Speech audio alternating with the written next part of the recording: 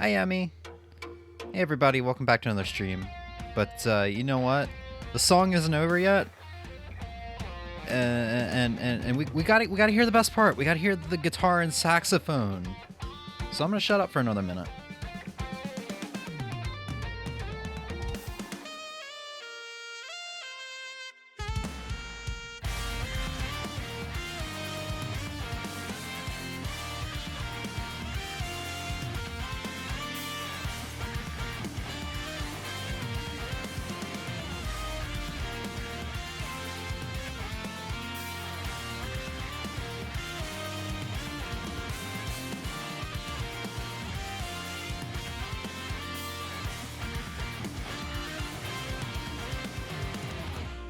Ugh.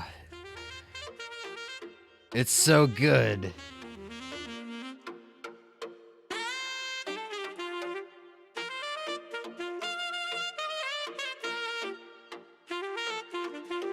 Just like yesterday, this song is from Interval's Circadian album. I think I keep mispronouncing it and saying Circadian or something like it. It's Circadian. Hi, Ozzy. But that song is called D.O.S.E from their Circadian album featuring Saxel Rose. Just like yesterday, it's the same album. That album is so fucking good. Like usually I don't have any issues choosing what song is probably my favorite, or at least it's usually like worst case scenario tied between two songs off of a favorite album, like which is my favorite song. There's like 4 songs off of that 8-track album that I can't tell which I like the most. But that is one of them. Everybody needs to listen to that album, even if you're not into progressive rock. Anyway, today is day 118 of Animal Crossing. That's right, we're not going to be playing this game, or this game, this game, or this game. We're not going to play any of these shitty games. We're going to be playing the best game on here. Cooking Mama. Or, no, Animal Crossing.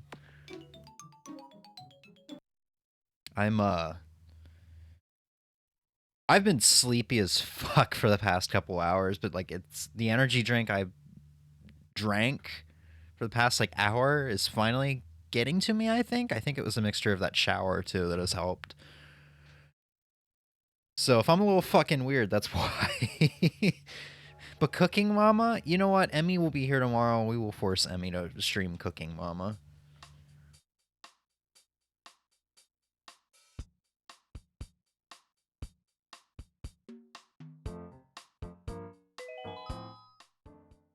Alright. Today is day 118 and is Officer's Day, which in real life, I think it's like Veterans Day or something like that. I'm a terrible American. I don't know this shit. This is probably going to be a pretty short segment. I haven't played since we last streamed this on Tuesday, so somebody's probably moved out. I think it was Piper that was our new villager. She's probably gone. Rare Emmy stream. I mean, at this point, it's been like once every Sunday. It's been kind of nice.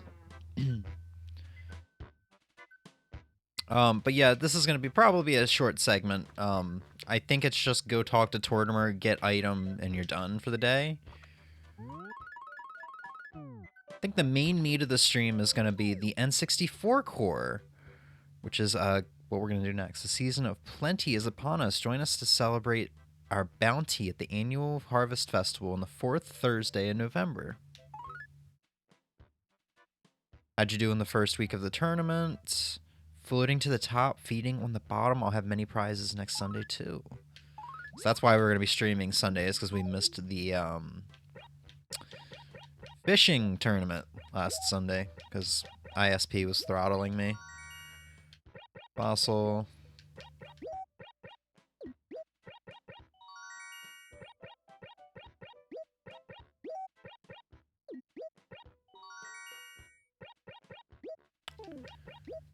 And Moment of Truth? No, she has not moved out. Yesterday I was listening to the dead leaves rustle, and all of a sudden a wave of nostalgia crashed over me. Fall is such a lovely time. Lovely yet sad. And almost over. Fall really is a very short time of the year. Wow, I think my points went up by like my Happy Home Academy points went up by like 3,000. I think just because I placed that piano in a random spot in the main room. All right, Happy Home, whatever you say. All right, we'll run around a little bit. We'll talk to some villagers, but I really don't plan on spending too long with us today. I need to actually play more often on my own time and not strictly when we're streaming it.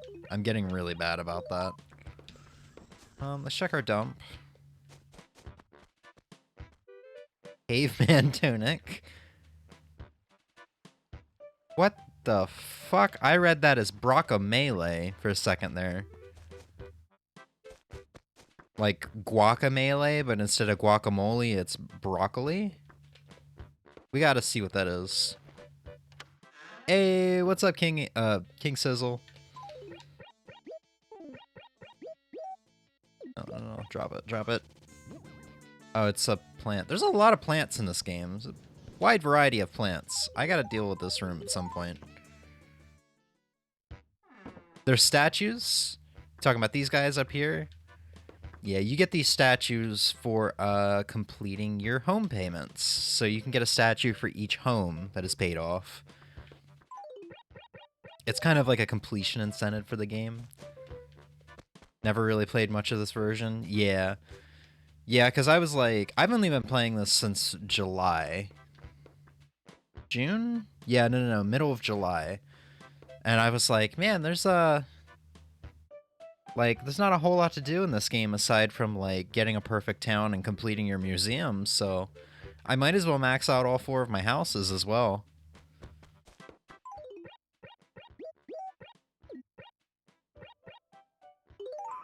Alright, let's just go ahead and start selling.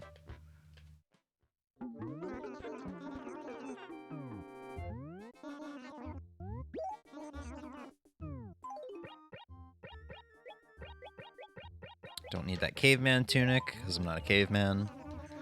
I've not gotten my caveman certifications quite yet. Okay. Get our flowers. Gotten into Animal Crossing, the DS version. I vaguely remember my parents telling me I can't play the owned GameCube version because of their save file. Really? So they played Animal Crossing. That's actually not what you usually hear from people. Like, people, at least our age, didn't really have parents that played video games. It's kind of rare. At least from who I've talked to. That's pretty cool, though. It's a shame they didn't get another memory card so you could play with them, though.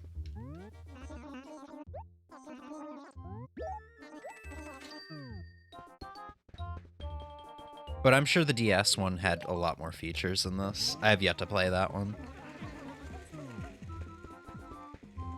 What's this? Exotic bed? Classic bed. Heck yeah. I definitely have not seen this yet thus far in this game, so that'll go well in the classic room. I think we have this. I'm almost certain we have this. It was odd looking back on it, but then again, they also got me into PC stuff when I was younger as well. Them's some good parents right there.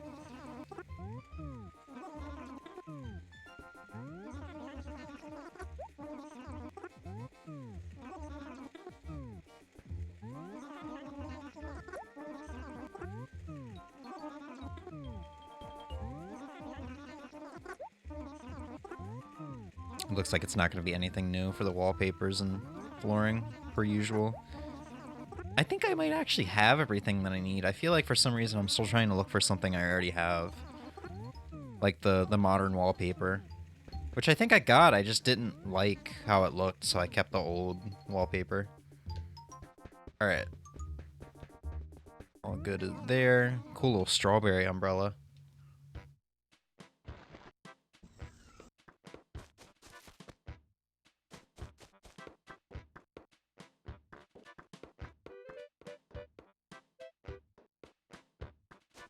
Classic room.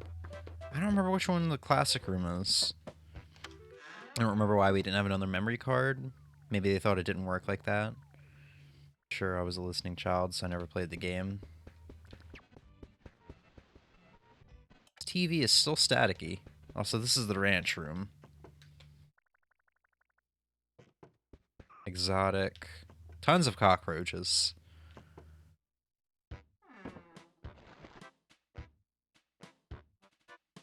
I played 10 hours minimum of it since then.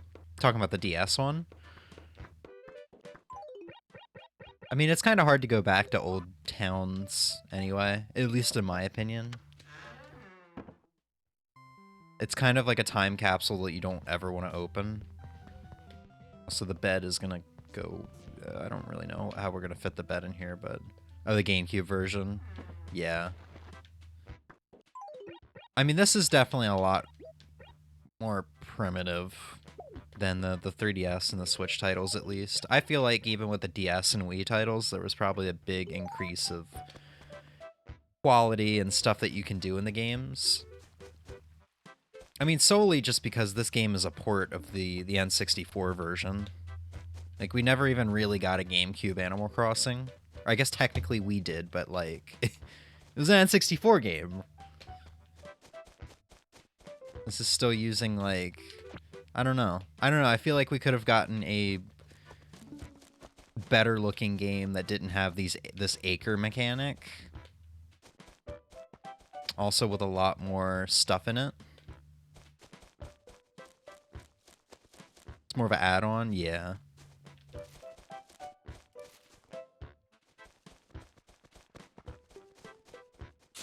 Yeah, the Japanese, yeah. It's just funny because, like, I don't know. Most of the time, whenever there's a franchise that we don't get over here, we usually just get, like, the next entry or whatever. I mean, that's how it worked with, like, Fire Emblem. And God, like, Final Fantasy, we didn't even get certain games. We just went from, like, 1 to 4, I think? Or 3? Yeah, like, we went from 1 to 3. And then from 3 to 6? I'm not a big Final Fantasy fan, but, or more, that's not that I'm a big fan, it's just that I haven't played a lot of the entries, but, like, usually how it works is we just, if we miss out on something, Japan does not even bother. First Fire Emblem game we got was the 7th entry. And to this day, there are still a lot of Fire Emblem games that we don't have localized over here. Like, all we've gotten since then is 1 and 3? I think Shadows of Valentia is 3.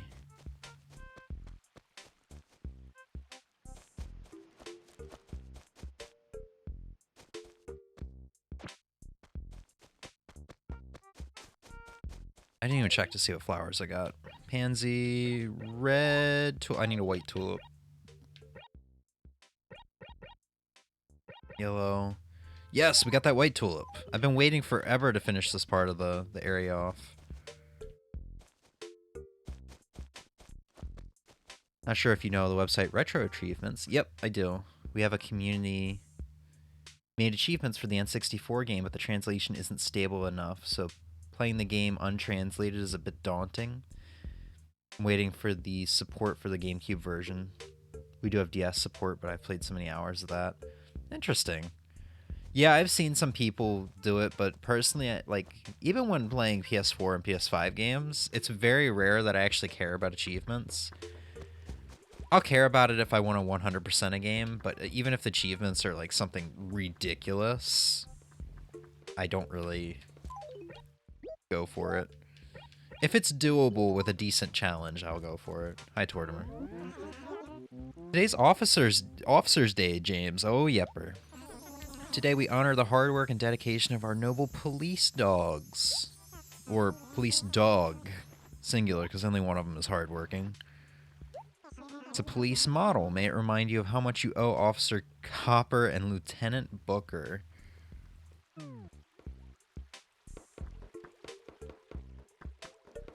Alright.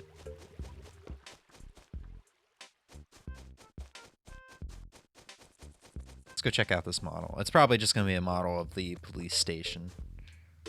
Maybe it'll be a model of the two dogs. It just says police model, right? Yeah.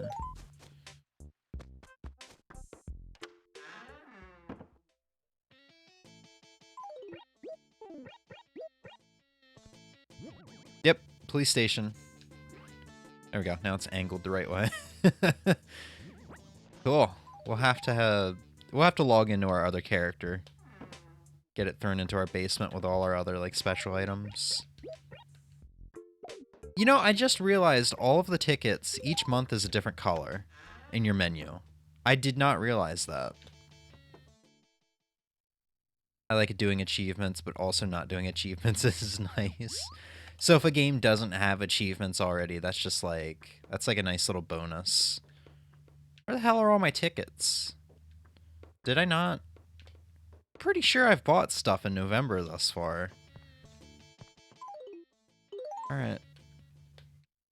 We're just gonna pretend like I didn't buy anything this month. Maybe I didn't.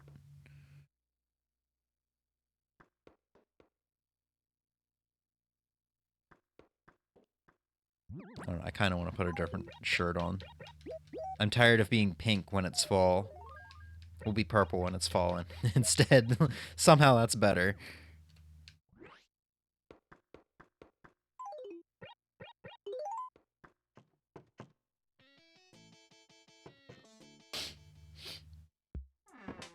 Retro achievements is somewhat a ridiculous requirement to master a game.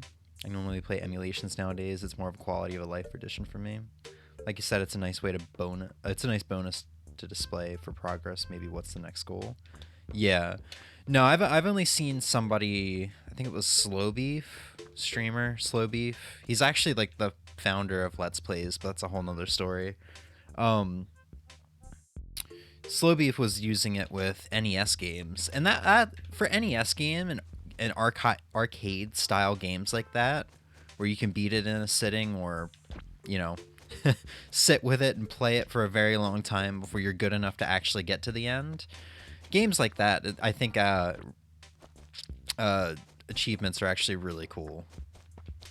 But I don't know, like a game like I don't know, Super Mario 64 or anything like that that's progression based. It's just not for me. I think I'd rather not. When I used to live in Bread, I had this friend named Emmy. Nice person. Anyway, this is a letter.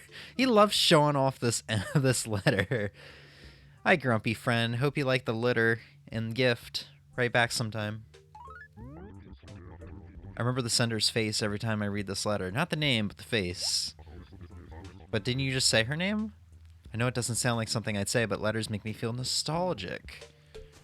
You know, this is the first time he's shown me that letter and did not ask for my opinion.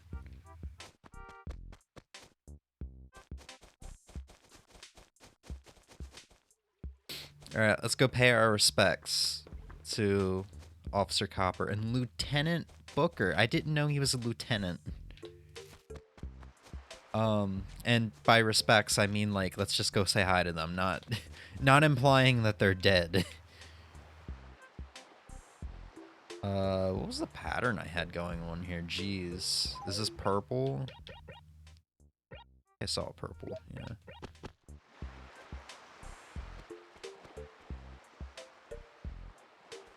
This is gonna be purple as well. I don't have any more purples, though.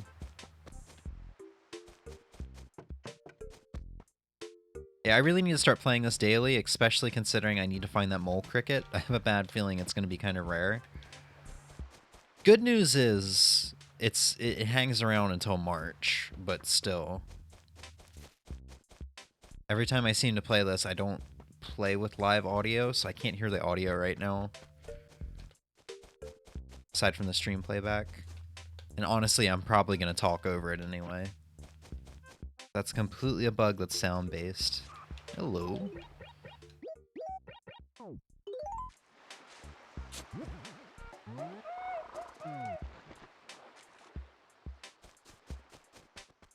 Oh, you know what? Today would be a perfect day to put up my defund the police sign in front of the police station. I'll have to dig that out of storage.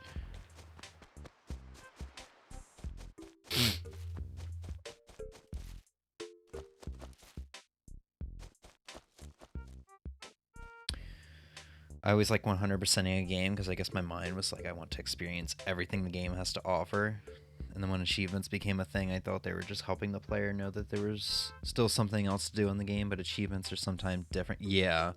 Like I think there's only like 2 or 3 PS4 games I've 100%ed. One of them was Shadow of Mordor. And I 100% in the game twice, and I was still missing one trophy. And that trophy was something ridiculous, like I think it was 2 trophies actually. One of them was like you need to get a 500 hit combo, which was pretty ridiculously hard to do. And the other was a very specific trophy. I don't remember what it was. It was something like you had to have a orc stand in a campfire, which was like a very specific location, have them be set on fire, and then you needed to have a finisher ready, which a finisher was only like you needed to already have like a 10 hit combo going. So there would need to be people around him while he was on fire to get that combo. It was something really weird. You needed a specific setting and set of events to make that happen. More interested in releasing my own achievements for games not many people might have played. So far it's been really fun. Anyway, speaking about the NPCs talking about stuff. Good day to you. No, he doesn't have any special text. Rumors are flying around about Wendell. Sometime around November 13th, that's gonna be Monday. You know, we haven't checked Lost and Found in a while. Yeah, there's a lot of stuff. You know, I don't think I've seen Booker yet with the retro tank. He looks pretty good. Upscaled. Yeah, and they don't have any special text. That's a shame. Star shirt. Is that literally what I'm wearing right now?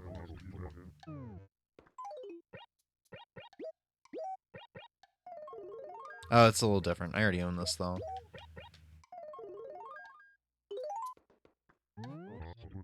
Conga drum. Something I already own as well. Sparkly paper. Am I gonna have room for all this? Okay, I am. Sorry for the long message. You're good, dude. I recently bought a Japanese PS1 and Pocket Station. Apparently they made their own Tamagotchi with a white cat. You might have seen it. Apparently the game plays out like an interactive AI where you can teach it words and it'll ask you questions. Sadly, I can't really understand it as the game auto-scrolls, so my translators won't pick up all the words. Oh. Might be interesting to see what it really picks up and informs me later like the letter did.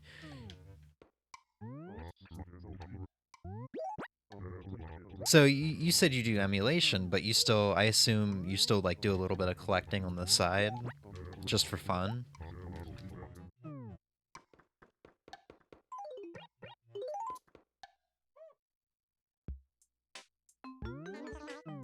Alright, well, happy Officer's Day, you guys. I will not put up the defund the police sign just for you guys today. Should definitely talk to Maple, though. And we'll talk to our new villager before they inevitably move out, like tomorrow or whatever.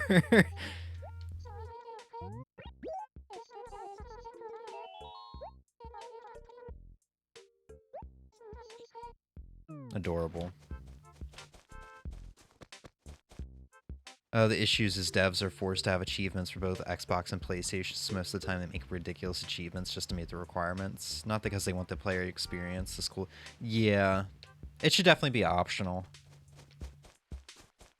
It especially sucks when you're like an achievement hunter and you go to play a game that had online-only achievements on a game that no longer has online functionality.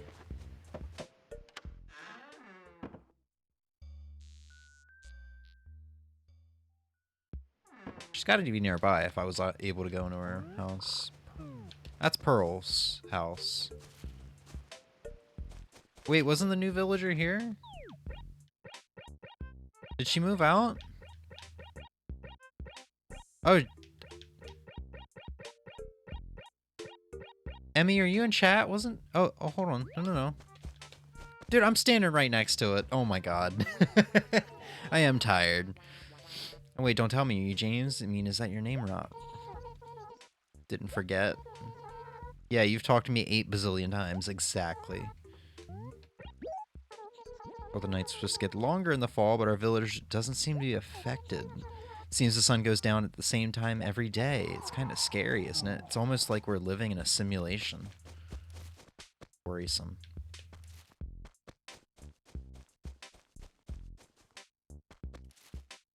Very true. Back to a set I made for the Japanese rhythm game, the PS1 K1.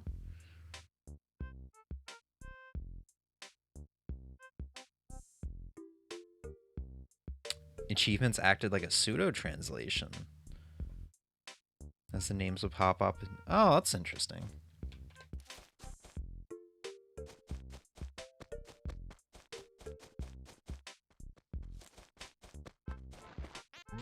Oh, we are lucky that Carmen hasn't moved out yet. I guess she's not like our newest villager anymore. So Pom Pom will always be the one.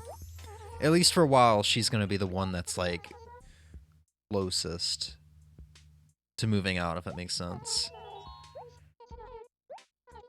Apparently there's this traveling painter guy. Yeah, I wonder who that is. It feels like he's always the one that's at my village the most. Then again, I do play this like 1 day a week at a time. Alright.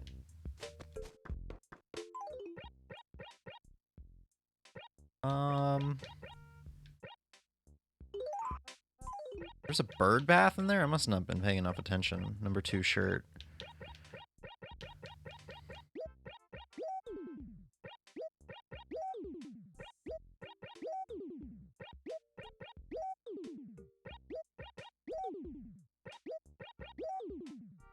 Alright, let's go ahead and put our... No, not to J. Put our fossils in some letters. We'll go ahead and move over to our next character. And that'll be it for this portion of the stream.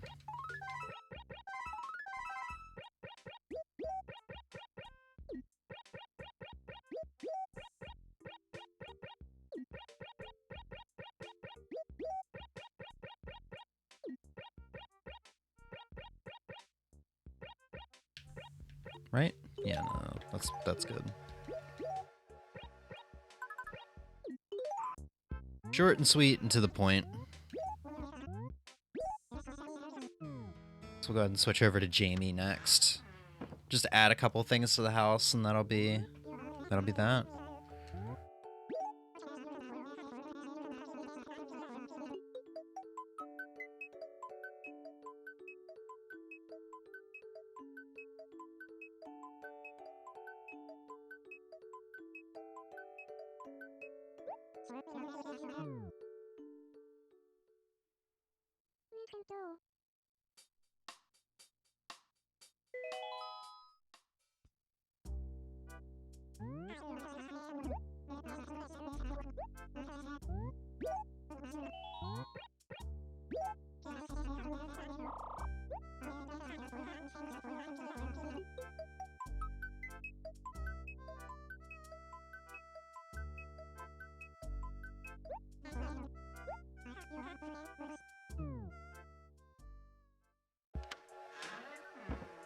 Alright, I'm not gonna bother checking my mail. We just checked it on Halloween. There really shouldn't be too much of anything.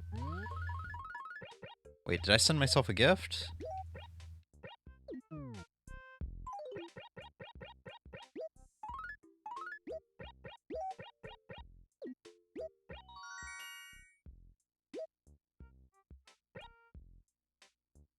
I don't remember what this was, why I sent myself this. That definitely had to have been Halloween night.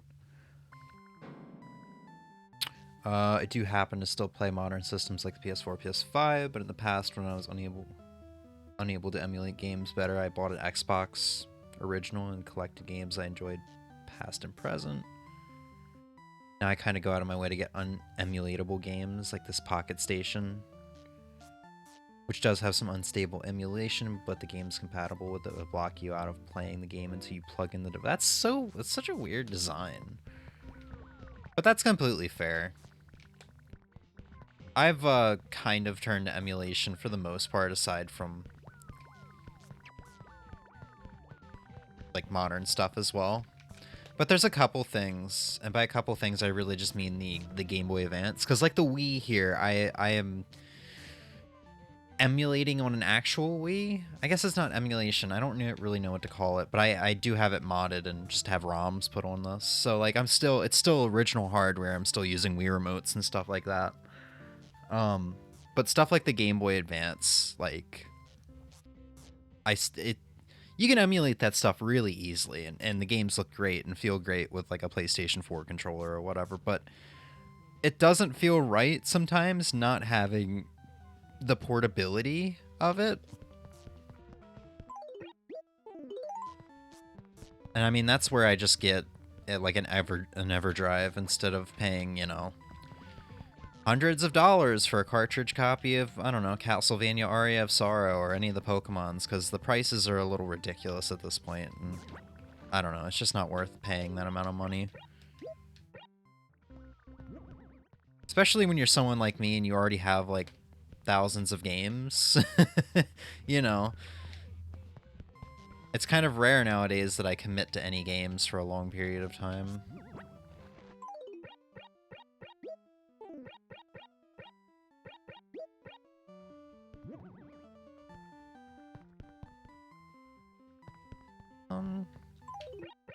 Throw that gyroid down here. We're running out of space in here.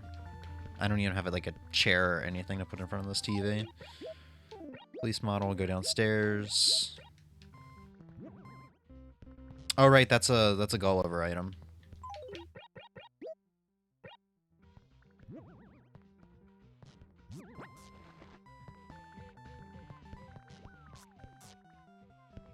Will the loot work next to the bed?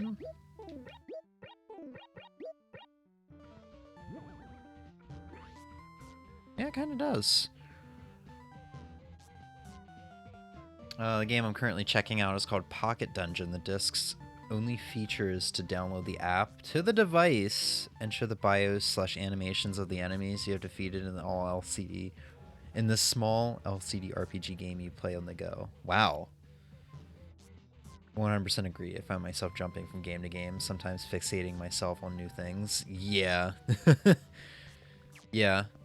It's a little overwhelming too, because like when we jump on the Mister here next, it's just like I've got hundreds upon hundreds of games across many consoles and arcade systems downloaded on this thing, and it's a little overwhelming sometimes. It's like, well, what do I want to play, you know? And I find it kind of hard to get into like lengthy RPGs because of that. I find it hard to commit. Maybe it's just because I'm older now and I don't have all the free time that I did when I was younger.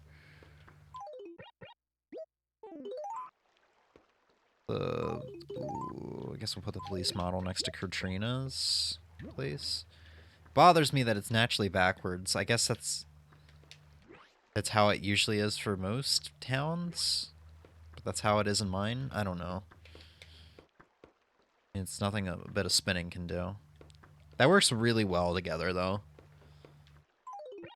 Cool.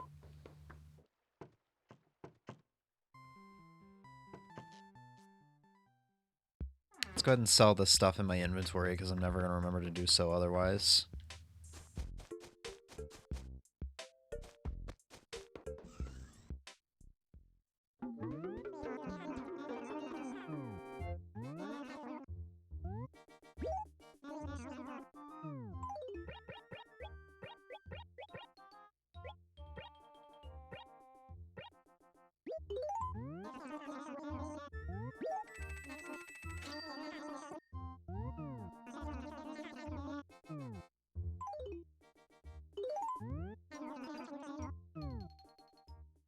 This game has a bunch of charm that the newer games don't have, though. Like the building model items. I don't believe they have them in other games other than Tom Nook's. Could be wrong. I don't know. New Horizons is got a lot of charm to it. It's very cutesy.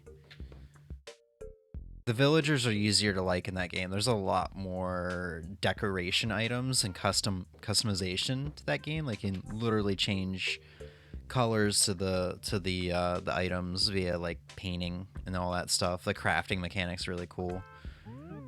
I'm definitely not hating on this game though. It's really nice coming to this game, and I've had people agree with me on this. It's really nice coming to this game after playing New Horizons.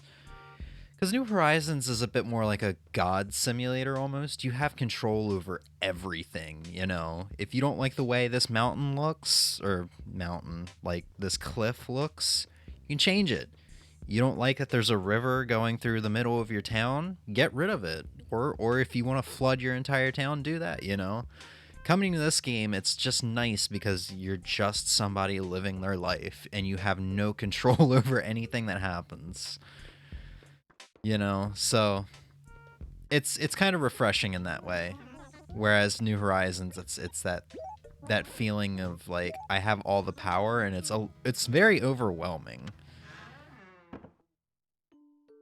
Creation in New Horizons is a bit daunting once you know what you're able to do. Yeah, exactly. But yeah, I mean, the Animal Crossing games, from what I've played, which is just this one, New Horizons, and New Leaf, each game seems to have their own things that make them special and different from the other games. So it's kind of hard to compare each game, in my opinion, just because each one has certain things that are special, certain things that are going for it, if you know what I mean. Each game has its own personality, which is great. So it's easy to always like, even if you started with New Horizons, it's easy to come back and play the older games because they're a completely different experience.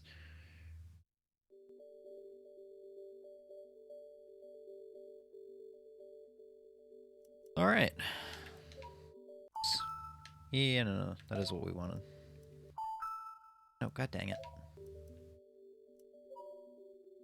We'll shut down. Let's go and get the Mister set up.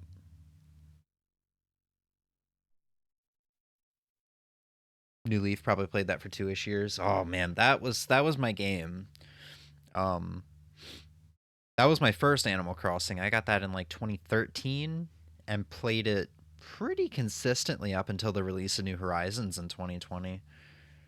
I put so much time into that game. I have only streamed that game once, but the one time we did stream that, I think we had two people that came in and was like, "Man, this is the best Animal Crossing." You know, people seem to love that one so much, and I completely agree. That one is amazing.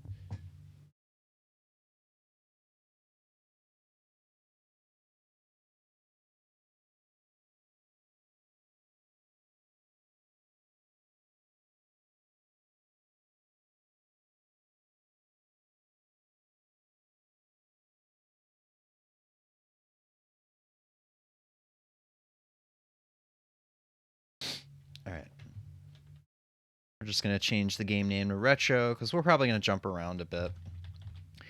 So this core is not finished yet. It's still a work in progress, but there is a small list of games that are like they haven't even started working on yet, like Conker's Bad for a Day.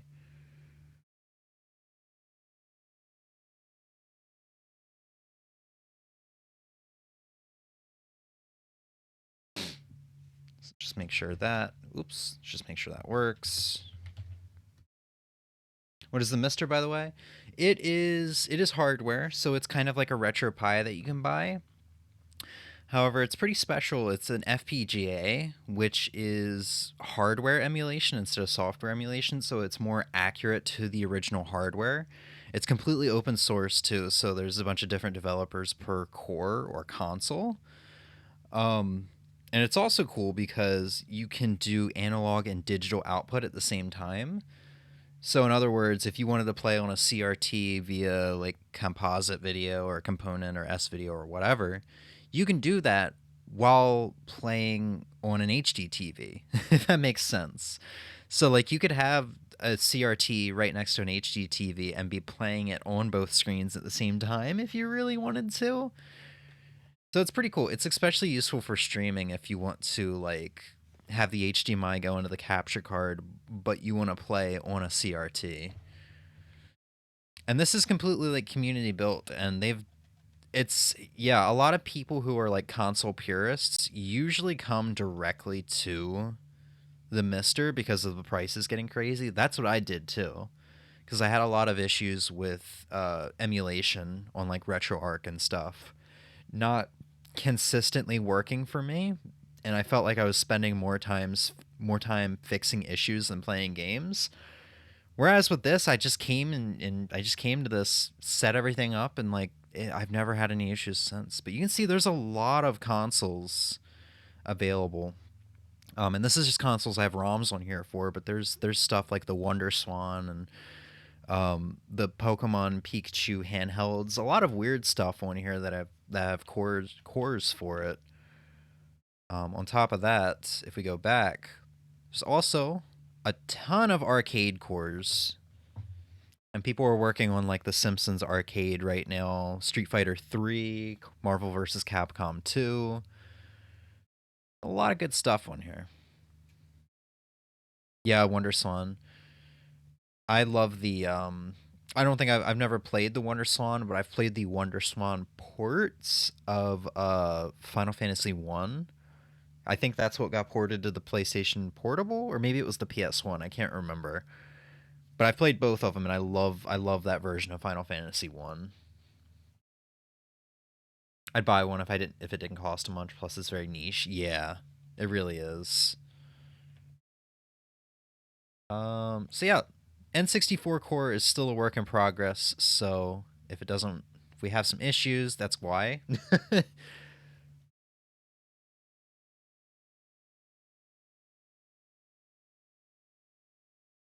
So we're gonna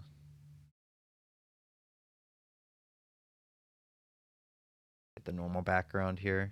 We might need to do some cropping once this is.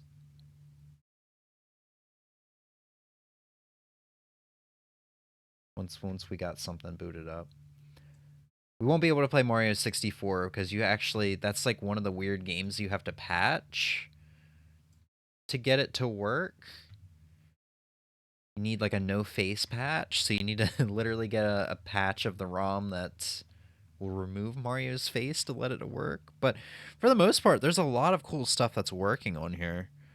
Let's just start off with a goodie that I know works pretty well. Where the heck is it?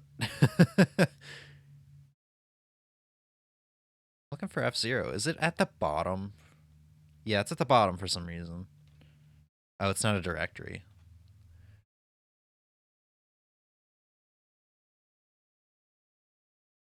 Interesting that you say this is hardware. It's pretty much emulated. Look up what an FPGA is, because I don't remember what it is exactly. It's basically it's like a chip that's on it or something like that.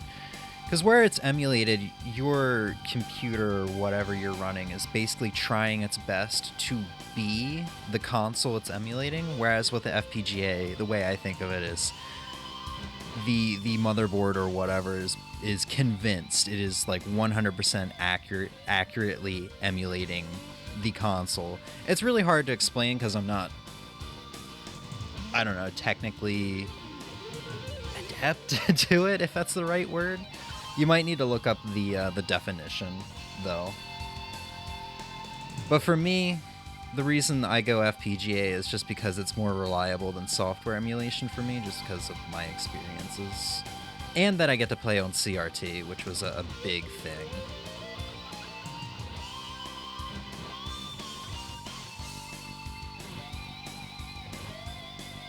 It's more so able to function like the original chip. Yeah. Glance the Google search.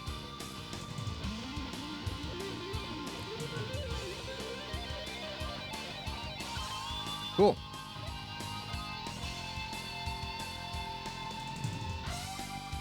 I think I cropped that somewhat accurately. But yeah, we're just going to spend some time with us, maybe about an hour. Today's going to be a short stream.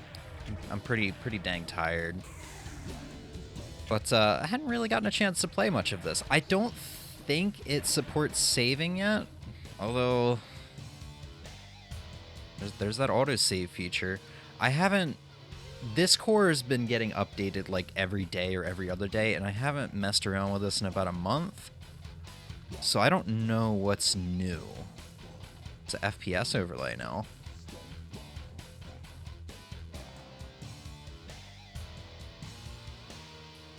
Maybe it does save now. Save type. I don't know what any of it means.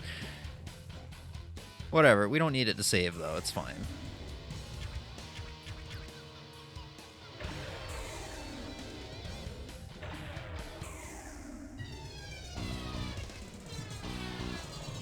Hope I can remember how to play this game.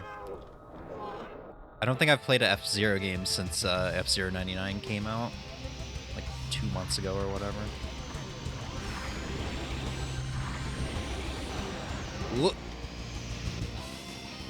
Yeah, I don't think there's any upscaling on this yet either. I think for the most part everything gets a 4x upscale on the Mister once the core is completed. So I think 4x is 720 or 1080. It can get upscaled to 1080. I think there's a 1200p or 1440p or something like that mode that's supported, but a lot of TVs don't support that resolution. It's just like for computer monitors. I can't remember though.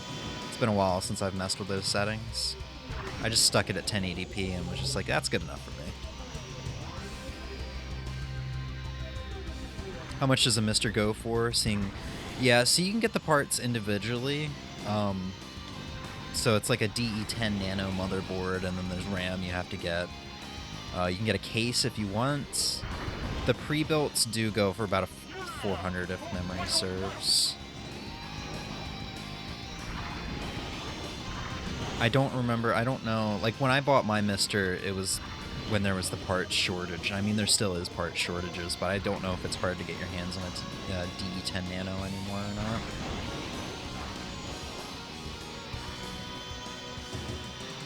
But yeah, some people say it's a steep price. For me, it made sense because collecting was getting stressful because there was like games that I wanted that were ridiculously priced. And at the end of the day, I was like, well, there's like a couple cartridges I could just sell for $100 a piece, and then bam, that immediately justifies the price. And I already had like USB controller adapters that were low latency, so like it just made sense. Like I'm using a Nintendo 64 controller right now, like an original one, not even a USB one. My brother's into CRTs, so thinking maybe it'd be up his alley, but he likes physical more. Yeah. It would definitely be something up his alley if he ever feels like getting, like, I don't know, if collecting's getting too stressful for him, or he just doesn't suddenly want all of the cartridges taking up space.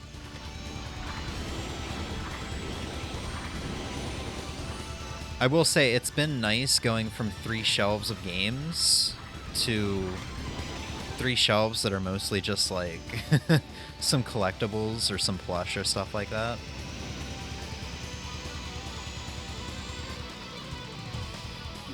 Like I used to own probably 50 to 60 NES cartridges, which would take up like a shelf and a half. Like not a full shelf and a half, but just like, you know, 1 shelf on a 5 shelf case. If that makes sense. It's nice to not all of a sudden have all of these games, you know? And it's the money I've gotten from selling it all off has been really nice. I've kept my childhood stuff, which is some of the more expensive stuff, because it's been like Pokemon games and limited edition stuff.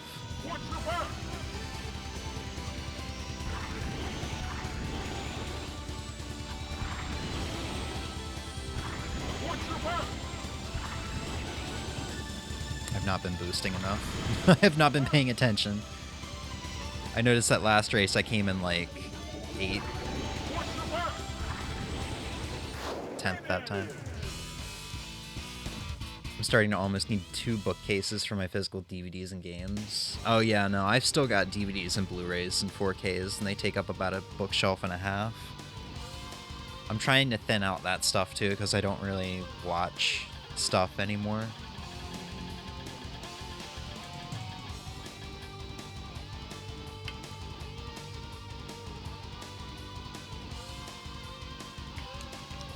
only physical games I have now are my Switch games because I don't trust Nintendo. Yeah. I think... Yeah, I still get some Switch games physically. Mainly first-party Nintendo games. And then... I don't really buy much PS5 because there's not really any exclusives for the consoles. For the console, but... When there's an exclusive, or even if it's just a timed exclusive, like Spider-Man 2, I get that, but it almost feels pointless because, you know, you still got to install the game anyway, and it takes a while. Next console generation, probably starting with the next Switch console or whatever Nintendo's gonna do. I think I'm just gonna go all digital.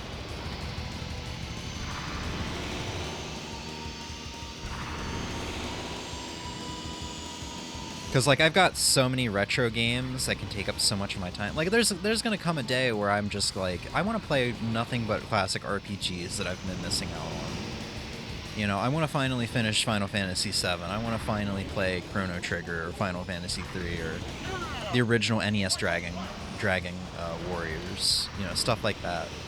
There's going to come a day where I just want to do, like, stuff like that. So, point is, I have so many... I'm dead. I'm not dead. But I have so many retro games via the Mister and stuff like that, and my modded PS2, my modded Wii, that I don't have as much interest in modern gaming anymore. So I might as well just buy the couple modern games that I am interested in digitally and just not really worry about it. If the next one is BC, then I'll do it digital for my Switch games. Oh, backwards compatible. It took me a minute. Like, BC, before Christ? If the next console is before Christ? That's wishful thinking, my friend. But yeah, no, if the next one's backwards compatible, then I'll do it. I'll do digital for my Switch games. Yeah. I mean, Nintendo recently made a statement, and I don't... It's really dependent on how you interpret it. But Nintendo recently made a statement, and I don't remember the statement, so I'm going to kind of paraphrase what I remember it saying. But it was that they had no intention of abandoning the Switch going forward, and that they were going to make the Switch like a similar infrastructure going forward. And there's a couple ways, there's two ways you can interpret, or there's two ways I interpreted that. It's that either A, they're going to make the future console or consoles backwards compatible and have the same eShop, kind of like similarly how I think PlayStation is, I think. I'm not 100% sure on that though, because I don't use the PlayStation Network all that much. Or, the other way I interpreted it is, this is their typical tweet that they make every time a console's life is coming to an end. It's the same typical tweet that they make saying, hey guys, don't worry, this console's not gonna die.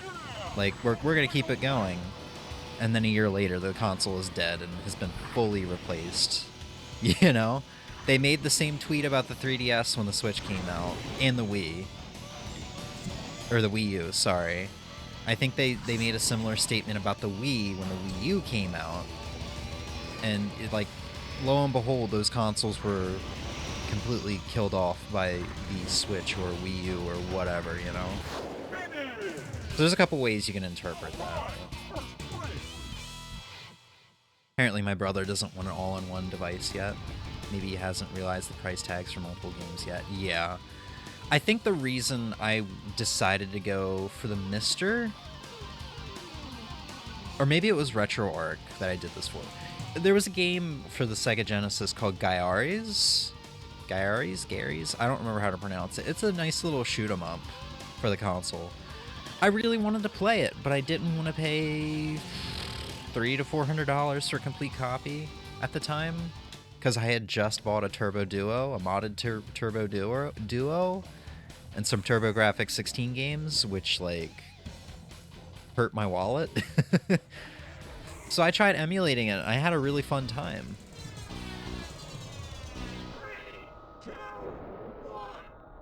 And after months of just kind of struggling with emulation and getting things to work consistently 100% of the time, I ended up getting this and have no regrets.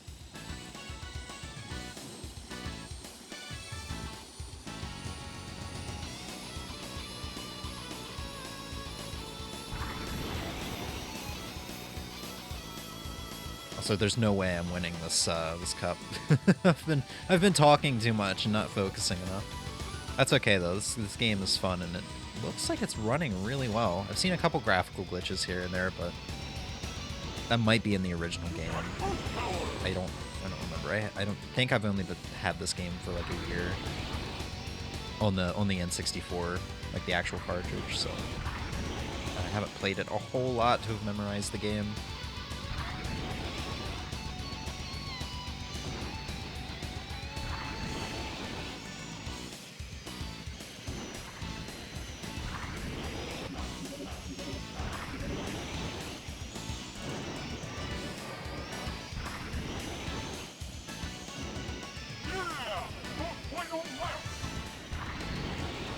I love how they mentioned the Switch wasn't a handheld replacement. Yeah. I love how they made that statement. It's like, oh yeah, the Switch isn't replacing the 3DS. You know, they made that statement like a couple months after the last 3DS game had been released. It's like, well, why hasn't the 3DS seen any content in like months? Answer this for me, Nintendo.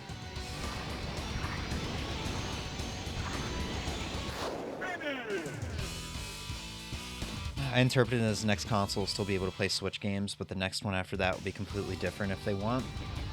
Yeah. And you know, that is how I interpreted it as well. Well, at least as far as like the next console is going to have backwards compatibility at maybe the same eShop. But it just reminded me of the previous like tweets and announcements they had made. It's like, yeah, guys, we're not, you know, abandoning the Wii U or the 3DS. This console is not replacing it. You know, and then they abandon it, you know? And I mean, it's natural. I wish they would just admit it. It's natural. Consoles are going to get replaced and get old.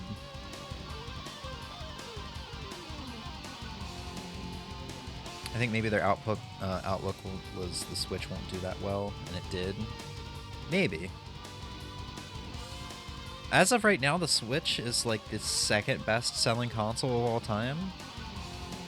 I don't know how far away it is from the PS2. I think the PS2 is still the best-selling one. I could be wrong, though. I haven't looked at numbers in a really long time.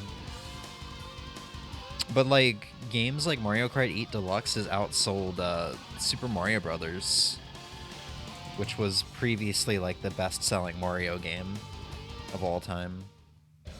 There's actually a surprising amount of Switch titles on the best-selling games of all time list, like, within the top 20, I think. Animal Crossing New Horizons is up there too, which really surprised me. But it makes sense, because that game came out at the perfect time. Pandemic was starting, people were going to be staying home. It advertised really well. It was perfect. Life simulator for, you know, people who are going to be stuck in lockdown, stuck in their house for X amount of time. I can see the Mister being a great device. Does seem like physical quality. Yeah. I mean, it's got a big community behind it, too. Lots of developers who are just constantly working on new cores. Very, very, like, skilled people, too. Because about a year ago, I think the PlayStation 1 core had been released and the Sega Saturn core was being worked on. And people were like, well, we previously didn't think these consoles were possible on this system. So, you know, the N64 and Dreamcast and such, it's never going to happen. Like, it's impossible. And here we are a year later, and we have a working N64 core.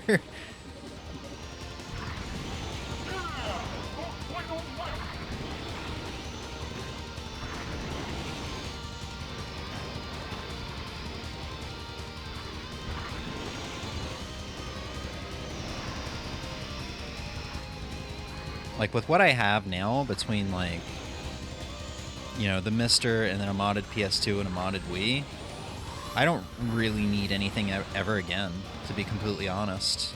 I don't really feel like I'm missing out on any other consoles.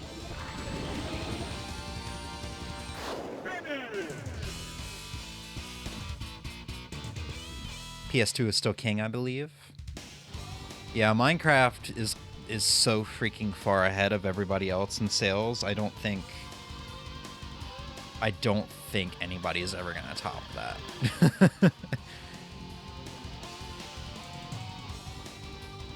Hopefully soon the Xbox original emulator gets signed. Oh, there's not an Xbox original emulator? I'm kind of surprised about that. Must be a hard console to emulate then, huh?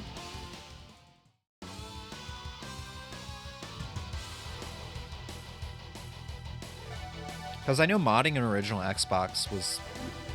I don't know if it was easy, but it's something that I've commonly see people doing, just having the entire game lists on there. I don't know if that's a... what do they call it? ODM? ODE? Optical disc emulator? I don't know if that was an optical disc emulator thing or not, or if they just have like a hard drive attached to the back of it or whatever. It's still in development, but playable games. Bunch of playable games, but not 50% done yet. Jeez. Minecraft is like Mega Evolution Rayquaza. It's in a tier of its own.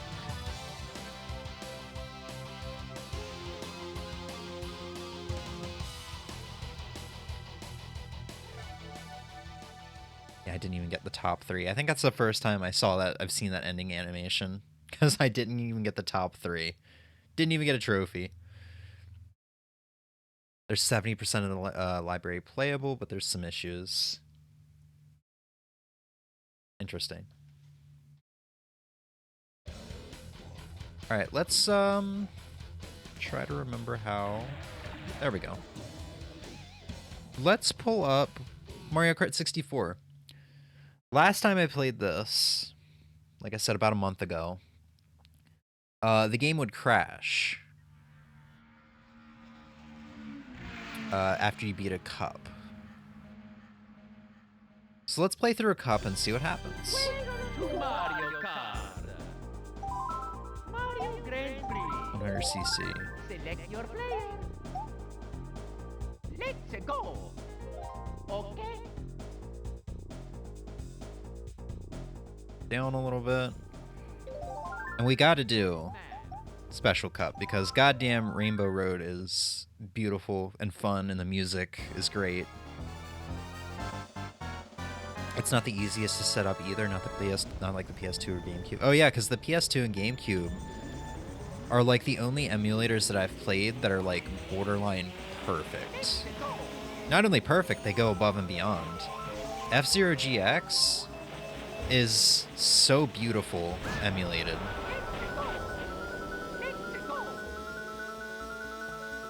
It's such a beautiful looking game. It looks better than like some Switch games, I'd argue. Some first party Switch games. But maybe that's just me. That might just be a wrong opinion I have.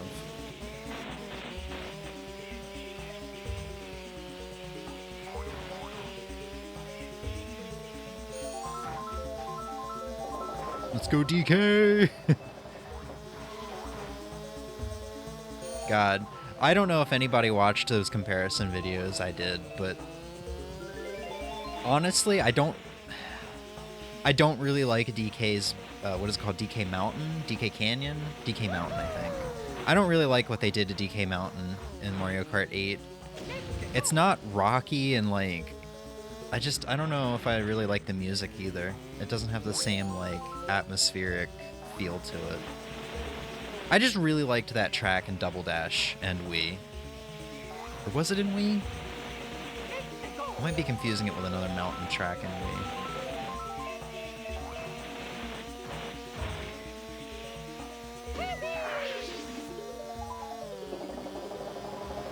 OG Xbox was able to run like Linux or Windows. I'd say it's almost like a PC. Interesting. Has Microsoft always owned Xbox? I've only owned a 360, and like I'm not a big Xbox person. I barely even played my 360. But I remember in like high school people saying like, "Oh, Microsoft didn't own or make Xbox until the 360 days." I don't know how true that is because that's just high schooler talk, you know. Microsoft is Xbox. Okay.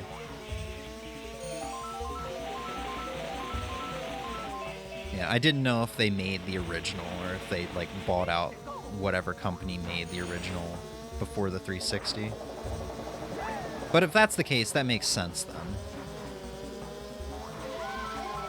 Same comparison as Sony as PlayStation. Yeah. Okay. That makes sense.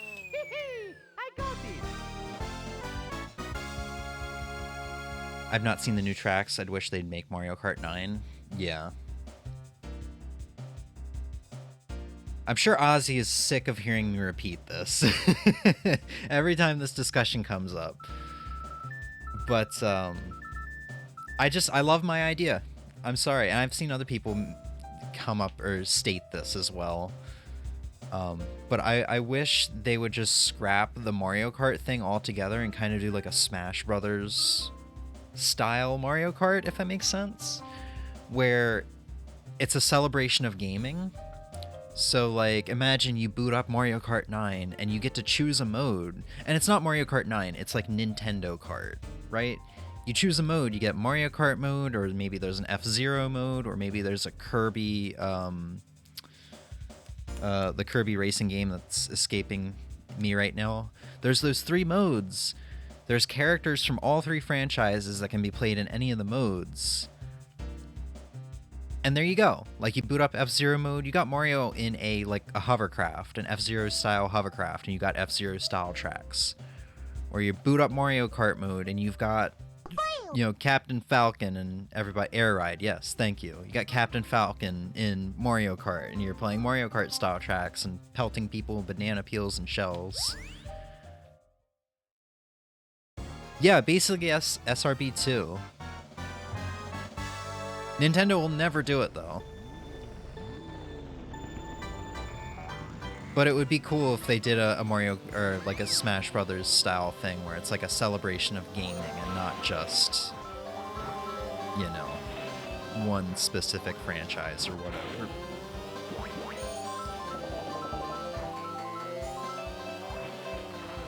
But I mean, there were rumors that Mario Kart 9 was just going to be a complete deviation from the series, like kind of like a reboot. Something very fresh and different.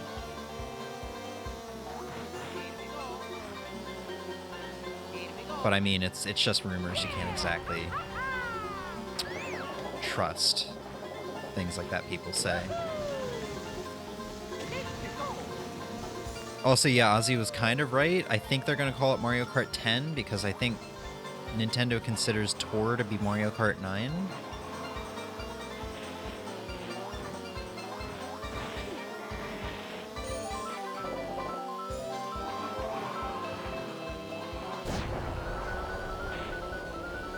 Did I just get a lightning bolt in, like, first place? I think I did. Or maybe I was in second place at the time. This game is so broken, though. I love it.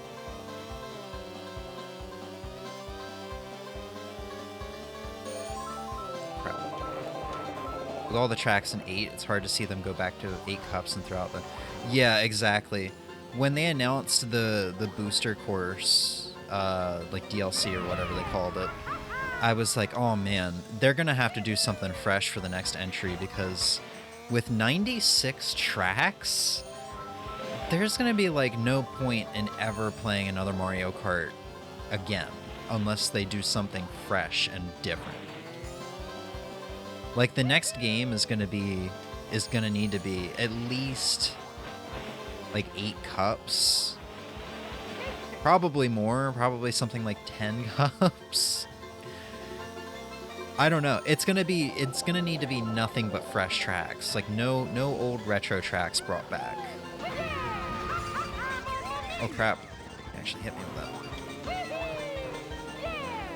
God dang it. They could do like Smash did, yeah.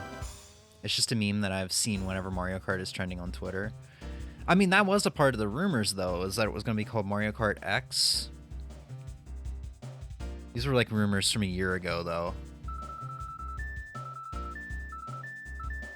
I want you to know when you said Smash Brothers style Mario Kart, I was thinking about fighting racing game. Yeah, no, when I said that too, I was thinking of, what was that Sega Saturn game, Fighting Vipers? I don't think that's the right one. Where you could literally play as the car from Daytona, USA, so it would just start punching its wheels at you.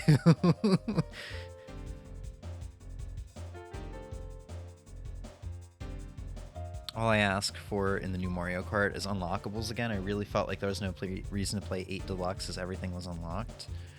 You could still unlock some stuff.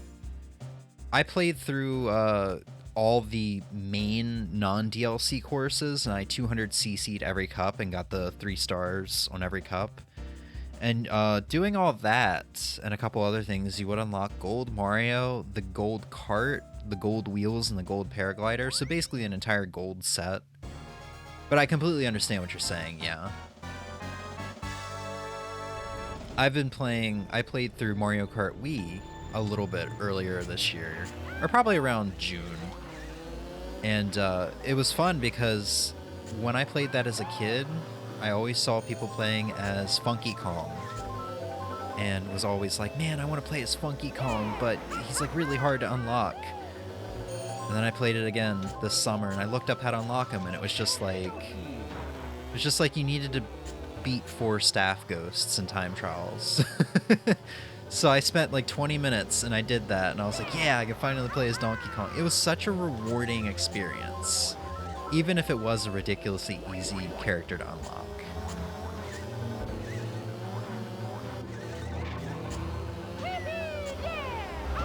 But also, it's like, they don't need to have a ton of unlockables, just make the unlockables be rewarding.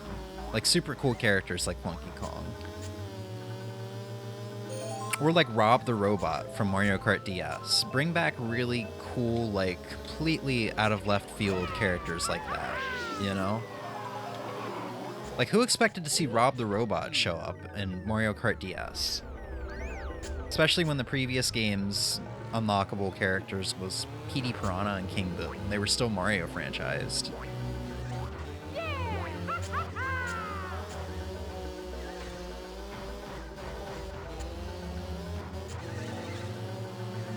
This is a really hard course to drive on and try to read chat.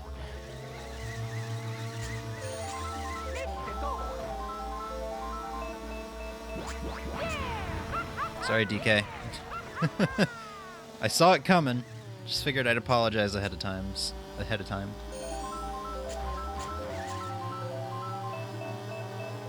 I wouldn't mind a story mode like in CTR. Yeah, that would be fresh. That could be another mode, like a Diddy Kong Racing. That could be another mode that they could add in a Mario Kart game. It'd be like Mario Kart, F-Zero, Kirby Air Ride, Diddy Kong. You know, bring back all these racing franchises that they seem to not want to do anything with. Stick it in one game with different styles. I don't know if that would make each mode less polished than a standalone game or not, though, unfortunately.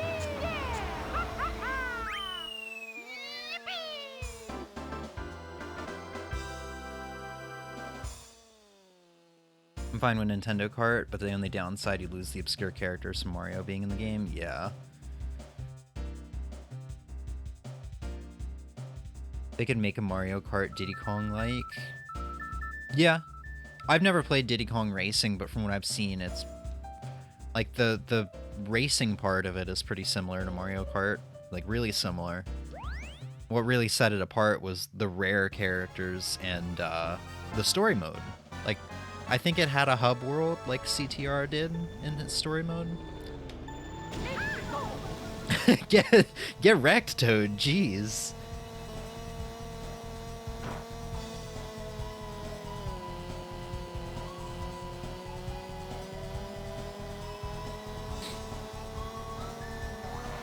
I really hate playing this track in 8 Deluxe. The music is so great. The freaking like neon lights in the sky is great. This track is so beautiful and great, and they just kind of butchered it in Wii, or not in Wii, in 8. Especially considering they made the entire track just one lap. Like, I get that this track goes on for like 6 minutes or something, but making it one lap instead of 3, and just segmenting it off into like 3, I don't know, different areas, just feels so wrong. Okie dokie. You tried Donkey Kong Racing or Diddy Kong Racing? Yeah, I guess I could. I do have the ROM downloaded. Let's go.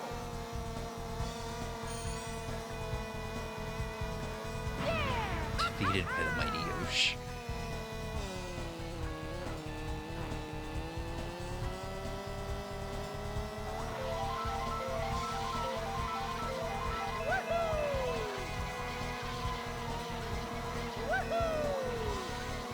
They reduced it to one lap. I think that was Mario Kart 8.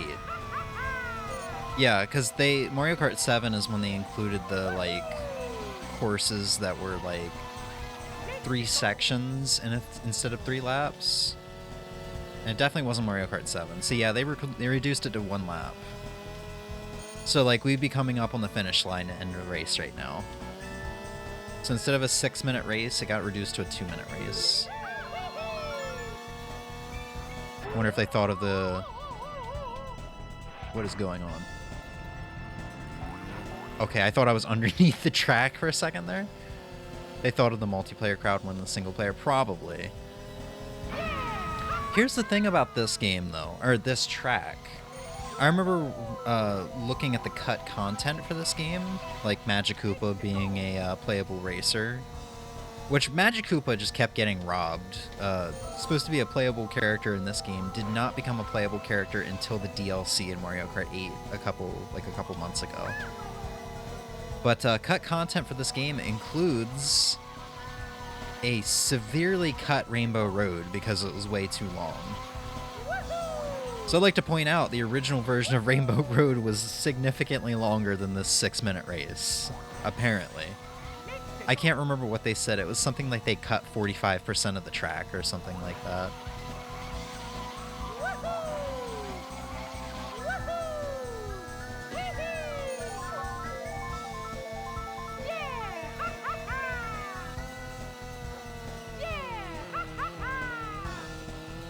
They could have done 3 laps for single player and multiplayer 1 lap. They could have. I don't know how hard that would have been to design. They might have... I don't know.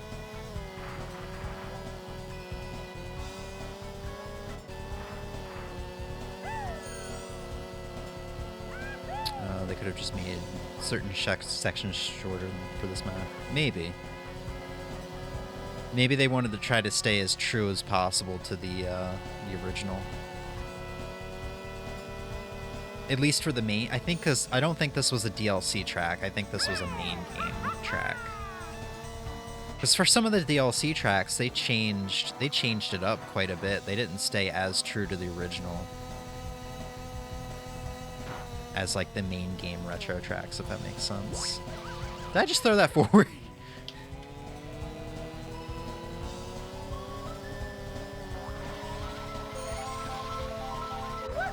Rainbow Road is like the grand finale for Mario Kart 8 Deluxe and has like...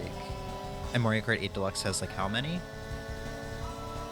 I want to say they've got like... It's got like 5 Rainbow Roads. I think there was 2 or 3 Rainbow Roads added to the booster pack.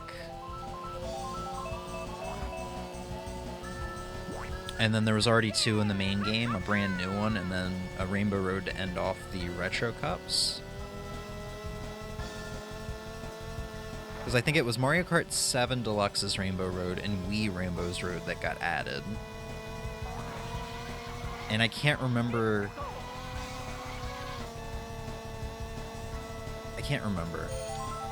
The main game had Super Nintendo Rainbow Road and then a brand new Rainbow Road. I think there's a 5th one, too. I just don't remember which one it is. Oh, N64 Rainbow Road. Yeah, no, duh. So there was 3 Rainbow Roads in the main game, I think. Unless N64 was DLC. I can't remember these things. Chomp had it out for me. Yeah, you can usually just avoid him by, like, hugging the fence, but that time he was like, no, I'm going over farther than I normally do, bro. Sorry.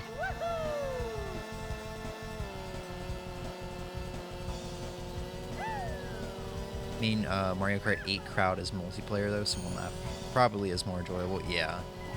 I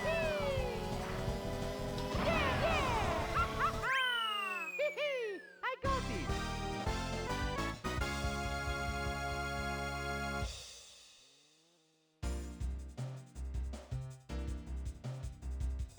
This game is really enjoyable to play on a home theater system, too.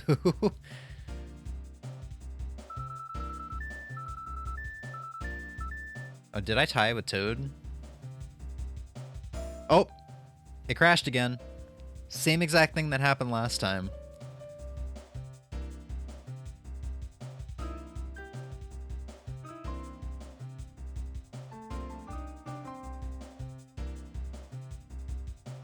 I guess I crashed the game because I came in first, because there I am. Or I guess there I'm not on the leaderboards. I did not mean to reload the game. Ending cutscene must be broken. Probably. Who knows? DK last place. Welcome to Mario Kart.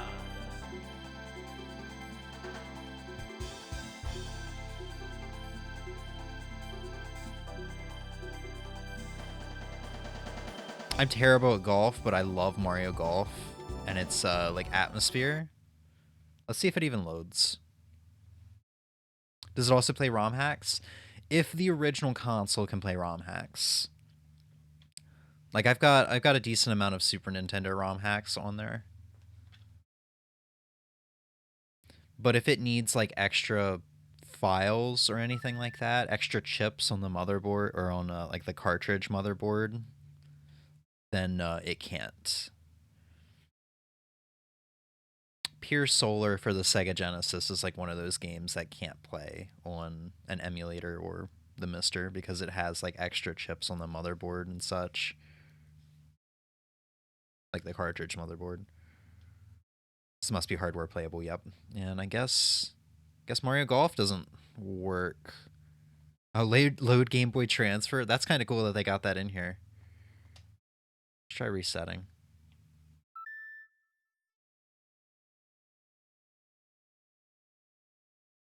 No.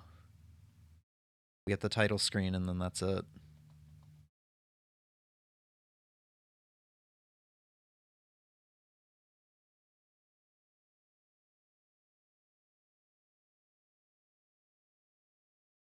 One last try? I really want this to work. I just want to play some mini golf, man. Okay, yeah, that's not gonna work. Which is weird, because that wasn't on one of the games that doesn't work at all. Kirby 64?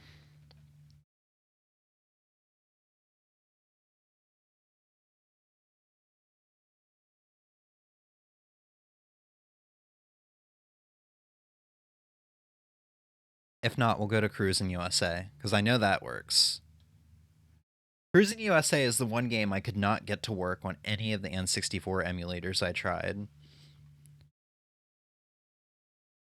Like, I could get it to work, but as soon as it loaded up, it was, like, super stuttery.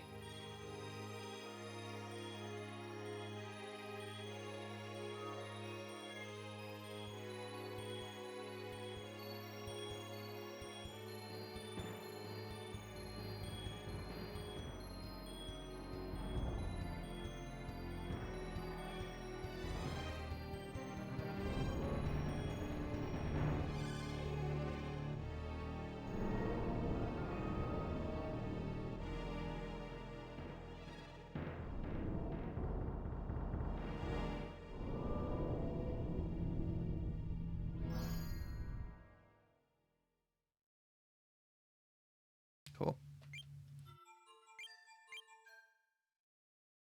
Yes, I do know.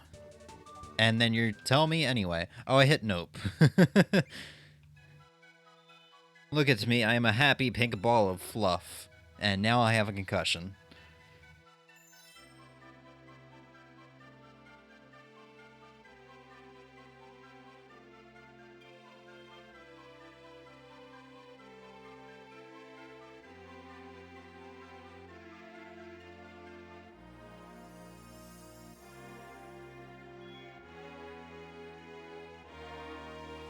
Oh, half of his, like, smile disappeared there.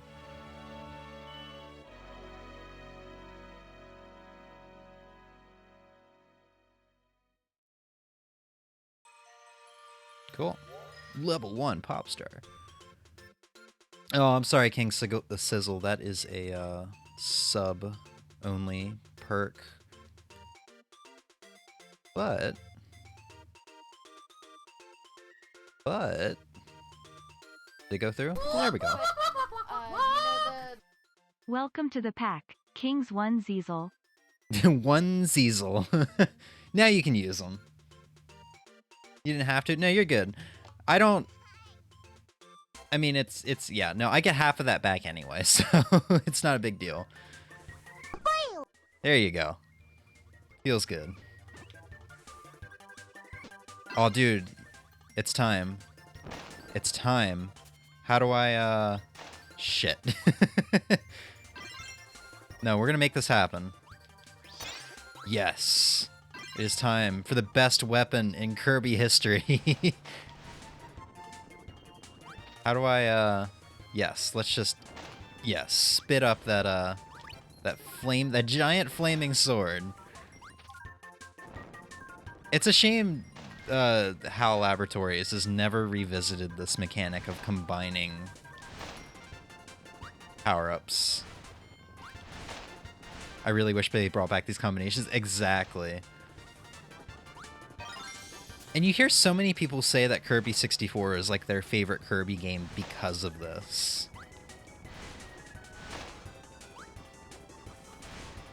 Well, we should try turning the dithering off. I feel like the dithering is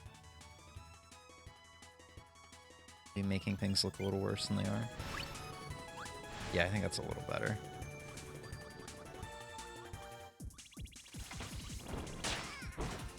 But I do also hear the other complaint that the game's way too easy. Because, like, the mini-bosses just kind of stand there while you kill them. But honestly, the combinations of the power-ups is just what makes this game. They kind of did in Squeak's God. Oh, really? I own that game, but I've never played it. I think Emmy has played it. Why could I not destroy that block? That was weird. But it's more so X plus X, not a different ability. Or not different ability, not combining. I mean, I do have a modded 3DS now. I could play it with or without the cartridge. But I might have to play that on stream at some point before the year's over.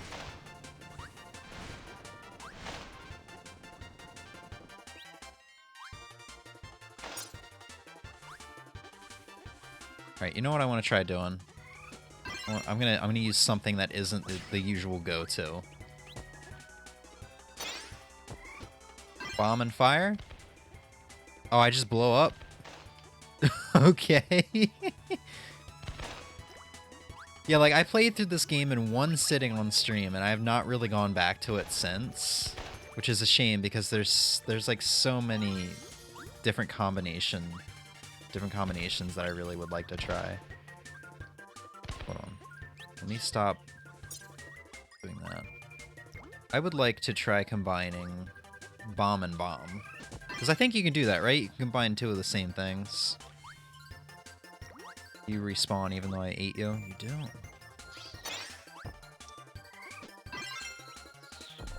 I just shoot a missile out of my... Oh my god!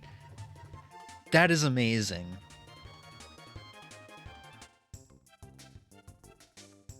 They could do a lot with how fast they make Kirby run now. I think it's Squeak Squad that lets you combine bubbled abilities to gain a different ability. Kirby's a military weapon now. I mean, Kirby, even before he became a military weapon, Kirby was already a weapon of mass destruction used to just completely annihilate planets and races. He didn't need this ability. He's already overpowered. Sorry, Waddle Doo. Oh, God. Oh, what? That actually hurt me?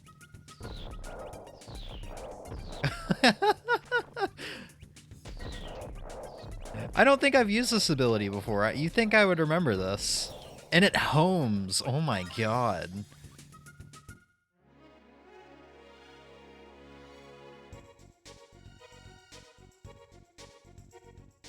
Does that black static effect happen on emulators? I don't remember that. The one around Waddle Doo? I think that was just because he was possessed by the, what is that enemy called? Nightmare? See if I can remember how to get a 1-up. Okay, I thought I was going to overshoot it. Squeak Squad, you combine your bubbles in the lower screen. Interesting. I wish you had told me that earlier. You would have sold me on playing that game. That game that I purchased. Kirby's one of my favorite franchises, but I think I've just been on a lull. A little burnt out on the series, maybe? I don't know. I don't know how to explain it. I just have not been wanting to play a Kirby game for years. It's starting to come back to me, though. I've been wanting to play, like, all the Switch ones recently. All 3 of them. Heck, we're even supposed to... I was even planned to do a Forgotten Land, like, full playthrough this month. But I've been pretty busy this month. Nightmare itself has the black static. I've not played the newest Kirby game, the one on the Switch. Yeah, Forgotten Land, yeah. I've played probably halfway through that game, and it's really good. They did an incredible job transitioning Kirby to 3D.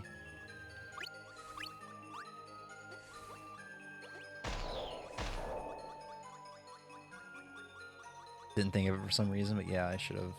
Because you love that, yeah. You know what? We should try out their power-ups. And the community has tested a variety of games. Super Mario 64, people are saying, is completely playable, beginning to end. I think people have said Donkey Kong 64 is playable.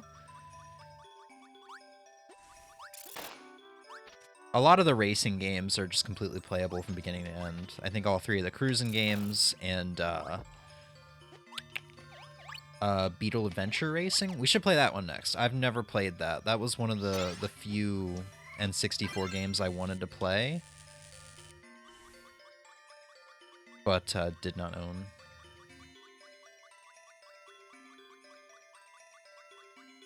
Kirby rhythm game. There's a lot of good Kirby music too. They could make it work.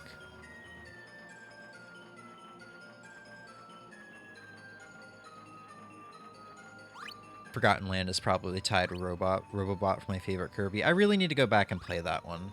Everyone says that's like the best Kirby, and I guess I don't remember it because I played it like immediately after I played through Triple Deluxe, I think? Or no, I played it a couple years after Triple Deluxe. I don't know why I don't remember that game. I might have mostly played that game in the parking lot of my college, because I used to have like a couple hours of downtime between classes at college, and because college was like an hour drive from me, I was just like, I'm just gonna take my 3DS and a blueberry muffin and sit in the parking lot and relax in between classes. Also need to play Robobot. I have a modded 3DS, so I can check that out. Didn't you play Beetle Racing the other week? I think I tried it for a couple minutes to see if it worked, but I don't really remember playing it all that much. Both need to play it. I mean, I've played it all the way through. I've beaten it once, and then I think I started one file when I worked at my first job, because I had an hour lunch break then, and I was like, I don't need all this time.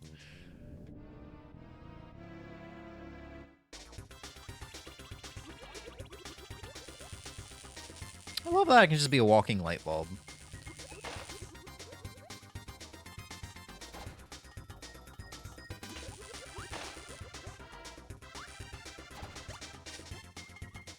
Wonder if this makes me completely invincible. Oh, I thought that was going to be a Gordo.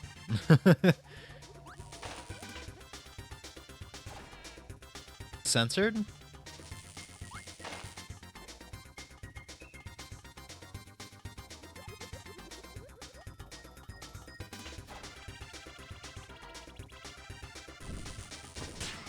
No, not completely invincible to a Gordo if I were to fight one. I played it constantly when you gave it to me this year. Or was it last year? I generally had a good time with it. I don't remember. Did you play Triple Deluxe, though? Because I know I gave you both the games at the same time. Oh, she killed herself. I didn't even realize she was going to attack. Have you played Kirby Amazing Mirror? No, that is one of those games I have not played yet. I was looking at getting a complete copy for a while there. I think back when we were doing the Kirby Marathon in 2020. But it was like $200, and I was like, I don't know if I can justify that. So then I ended up getting a complete copy of Nightmare in Dreamland for the GBA for like $50, I think, instead. But we can play it now, because I have it on the Mister.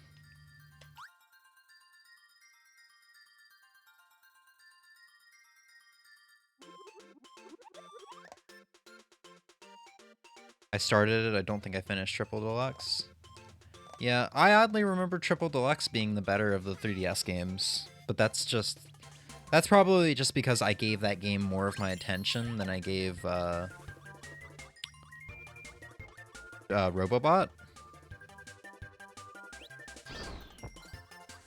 Alright, I gotta know what kind of power-up you are. Are you just Bomb? Yeah, you're just Bomb.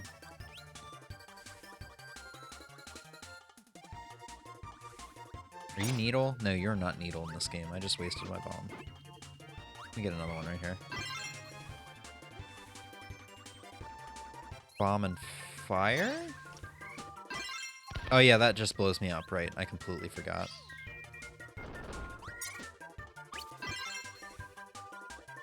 Neat.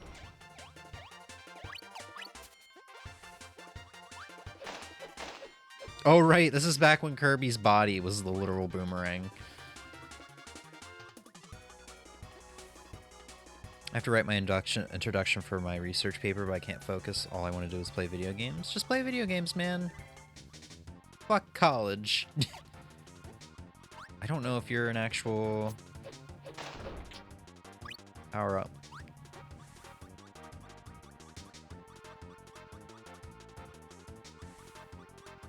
Boomerang, boomerang? Jesus Christ. Yeah, write the research paper on video games. I mean, we watched Monster Hunter Podcast. Remember Putty did a research paper on the best-selling games from like 1979 through 2010? Like, he did that.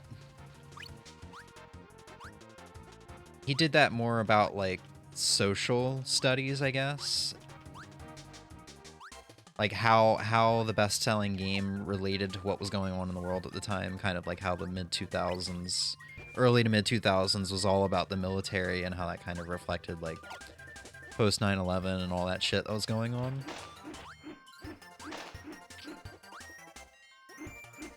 I feel like a lot of the best-selling games from the 80s was just based on movies.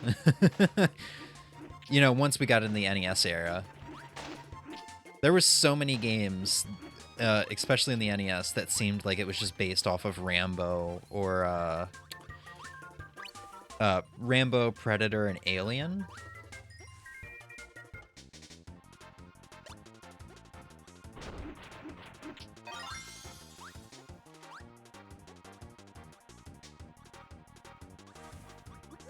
And I never did 100% this game, now that I'm thinking of it. I just did the one quick, like, 6-hour playthrough in one sitting. At least I don't remember there being a hard true ending boss, because that's kind of a, like, a Kirby staple, a staple to the franchise. Is like, it's an easy game, but if you want something hard, you know, just complete the game, get all the collectibles, you'll get a hard true ending boss, and then, like, a harder difficulty mode after you beat it.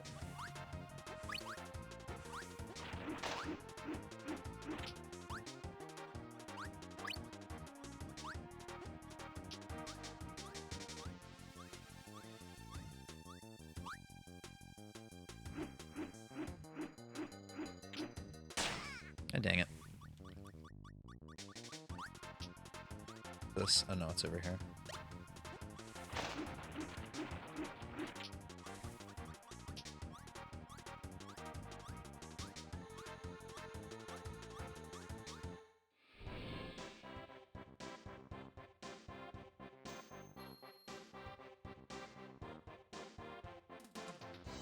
DDD's like, nope. Get out of here, squid.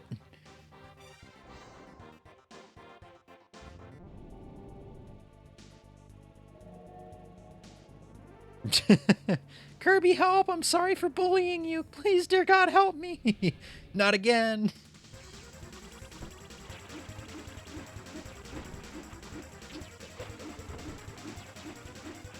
Ow. That was easy. Phase 2? I think it's just referencing the true ending boss of Dreamland 2.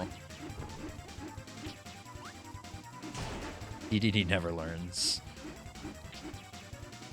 It is really refreshing, though, having, like, the main antagonist of the games, or at least, like, the first game, kind of becoming, like, a mainstay friend of the party.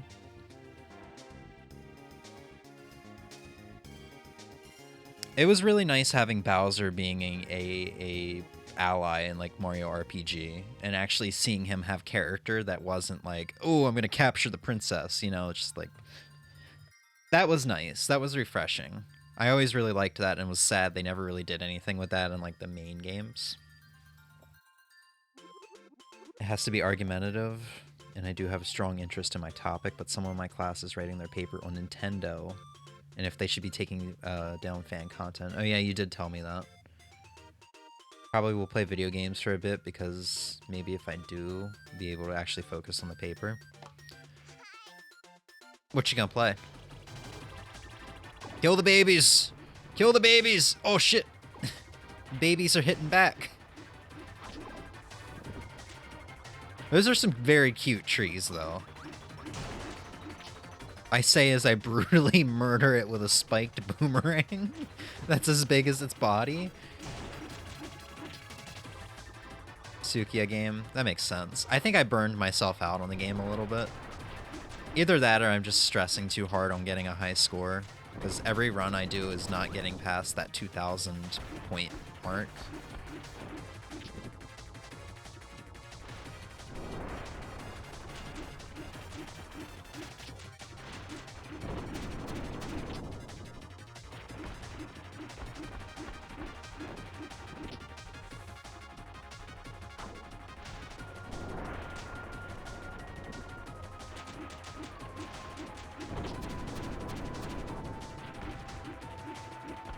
There's probably a way to get 2 hits off per attack. I'd probably need to throw the boomerang a little early. Unlike that.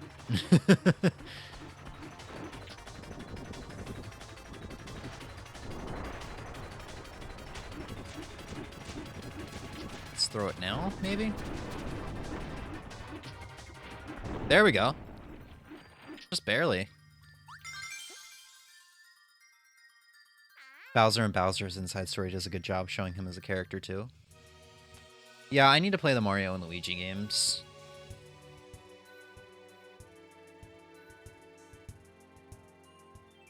It's another one of those games that I wanted to get back when I was collecting, but never did because it was expensive.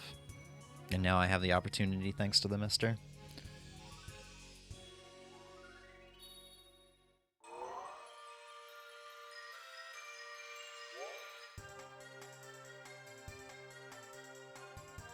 Cool. Well, that was all World 1 of the game. But if we reset, we lose all our progress, I think. It doesn't look like save data has been added. No. I might have to look up to see, where was it?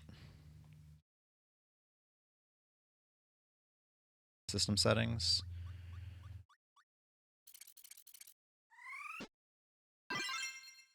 Yeah, save type. I might have to see what... I might actually need this programmed or set to something.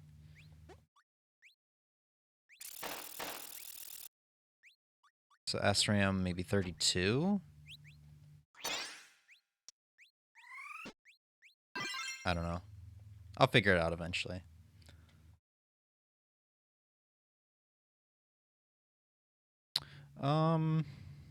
Doom 64 is tempting, but honestly, I've played the PC version of that. I know how dark the N64 version is, and we ain't doing that. All right, we're gonna play Beetle Adventure Racing, but first I'm gonna hit the bathroom. Be right back.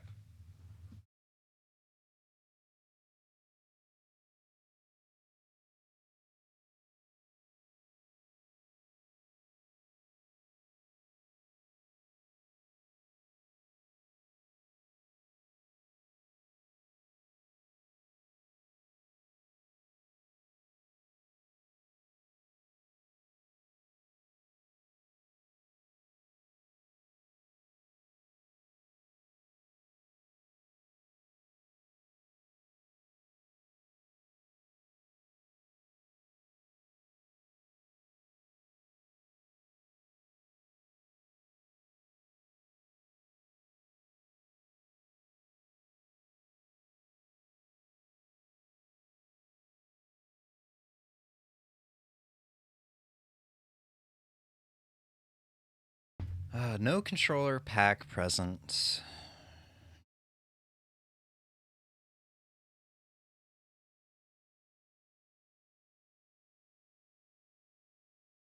So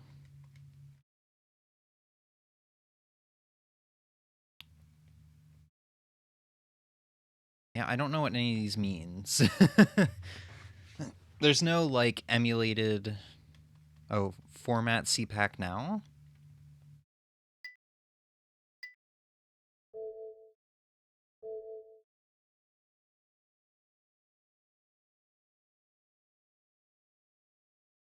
Oh, hold on, controller pack is off.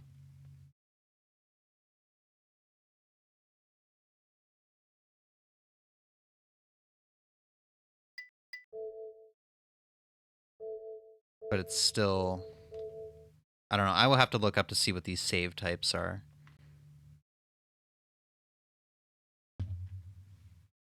Yeah. It might just be something that's not fully implemented yet, which would make sense. All right.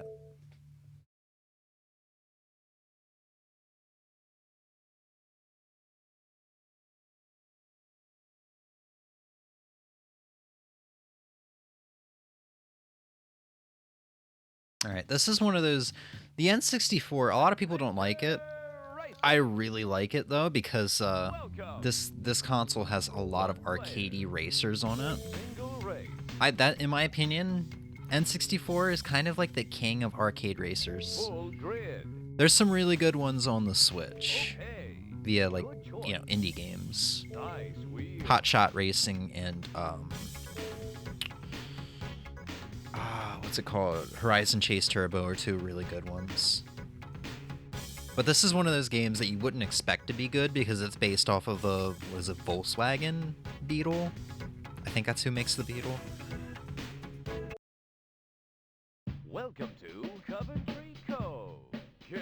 But these are just like your typical, it's just like your typical arcade racing game. But like, it's got so much replayability because there's like special shortcuts in every track. You broke the game? Sukiya game?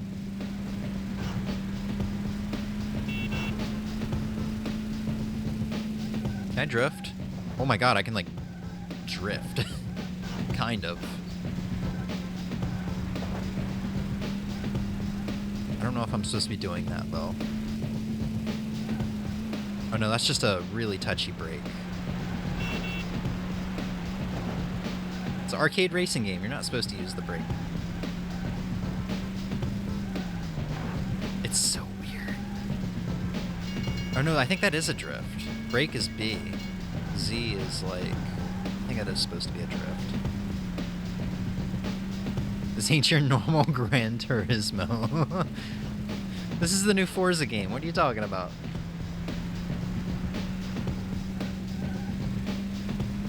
Get out of my way. Beep beep, I'm a Jeep. Except I'm not a Jeep. Oh yeah, there's Nitro. It's kind of chilling around. I will get one of them. There we go. You see somebody driving down your street. They're driving a Volkswagen Beetle and it's got flames coming out from behind it.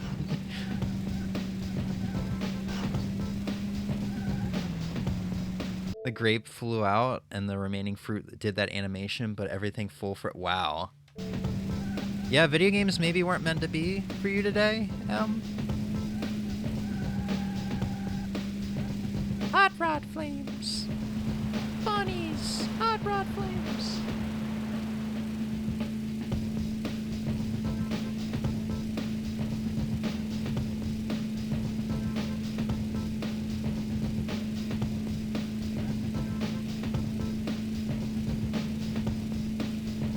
You somehow got what I was thinking, dude. That I was wondering if anybody was gonna get that reference.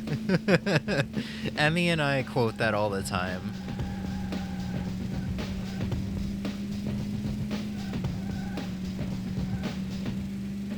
Oh shit, I'm in first place somehow. I wasn't even paying attention, I just somehow... And I'm not even getting any of the shortcuts, too. I'm just doing the normal race. Normal track, whatever.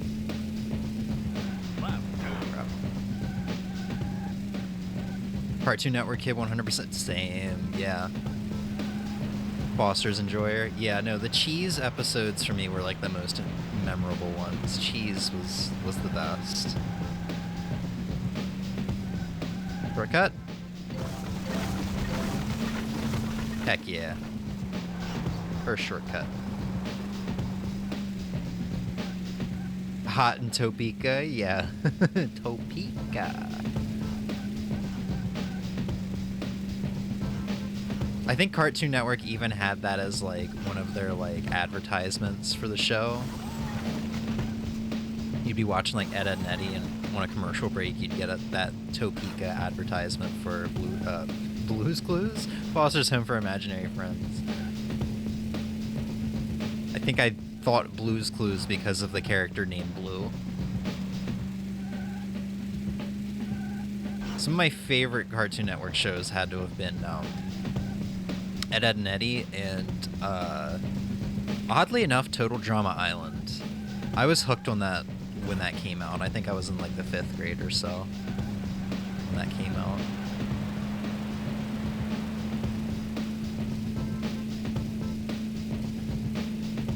Whoop.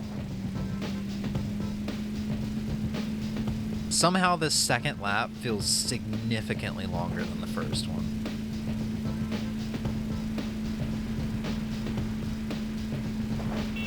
Oh, hello.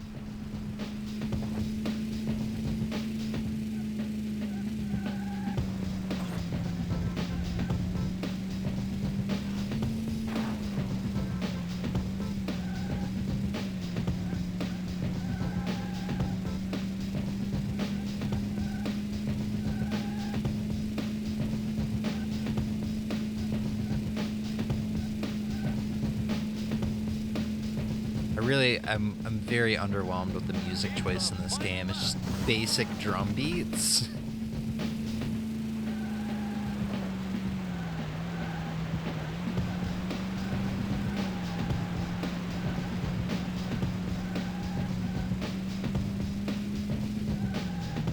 Oh. How do you reverse? The shortcut is not very short.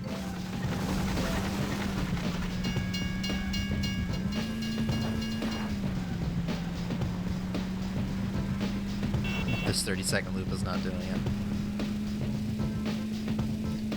This game would be great with the F-Zero music over it, just like wailing and screeching guitars.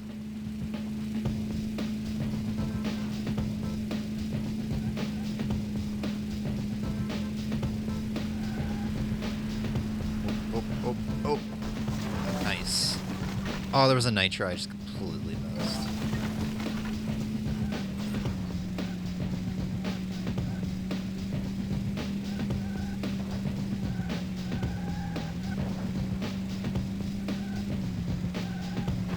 God dang it. Rejected.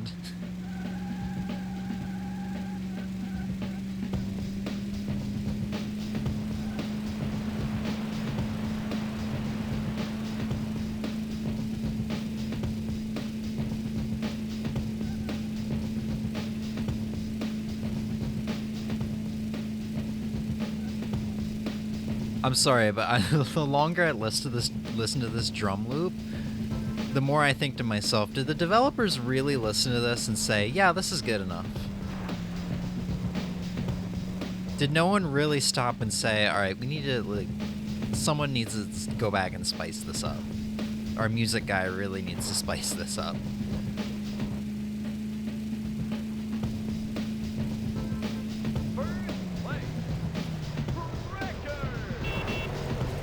Just got rear-ended. Enter my name.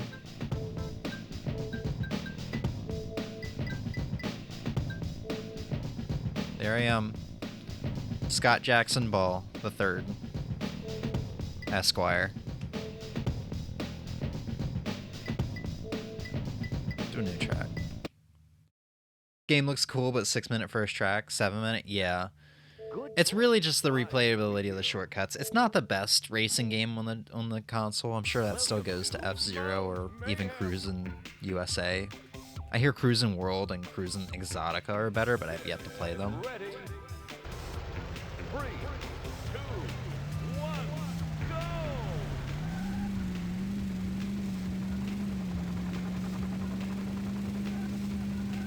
Did I not choose a new track? This is feeling awfully familiar. Except with a little bit of fog.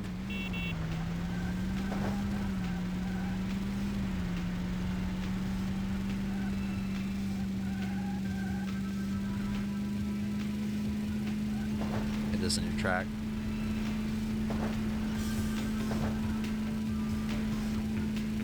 Oh, snow! Oh, yes! I love snowy weather in video games. This is really doing it for me right now.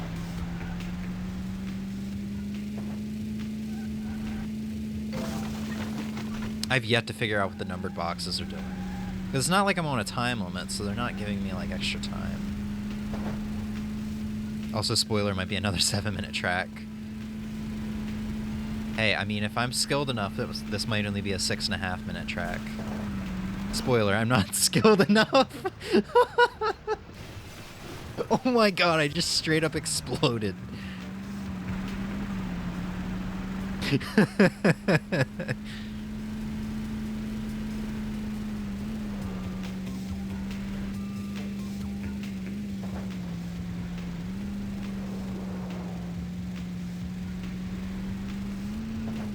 Somehow I'm still in third. It's quite a miracle. It's a miracle how bad the other drivers are.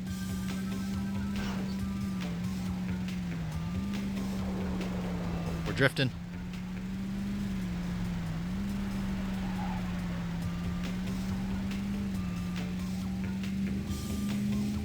Like, got your tires stuck in the hole and the game said, yeah, you're not going anywhere. It's kind of like I think I like bumped that boulder and the boulder was just like, yeah, I'm gonna completely spin you out and make you go down this pit. Why did that guy go flying and not me? Jesus Christ, he got some air. Is there a jump button I don't know about? Can I make my Beetle jump?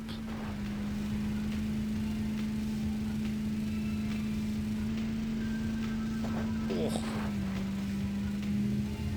That is a hell of a way to pass two other racers. I don't really get that, what I thought was the drift button. Maybe Z is brake and B is drift. Oh yeah, that does feel like it makes me drift. Jesus, the drums. It's gonna hurt when I land, man. Oh god, cruisin'. What was the new cruisin' called? That's a great game for Switch. Really obscure, crazy game.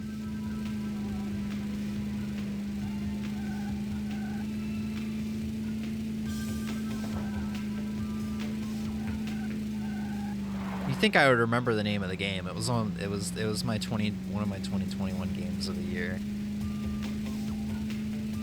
But that's a really good one. They said they were gonna update that too with like more tracks online. I wonder if they ever did or if they just like scrapped the idea.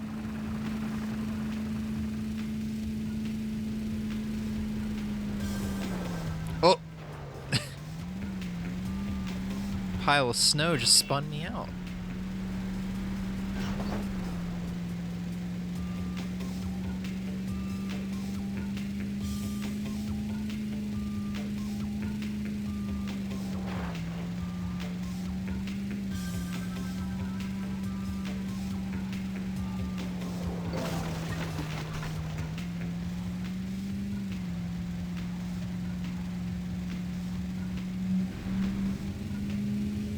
Rubber banding seems a bit weird in this one. Yeah, it's like you get a good long while, you're just completely way ahead of second place, and all of a sudden they're just rear-ending you, and then they're back to being like really far away.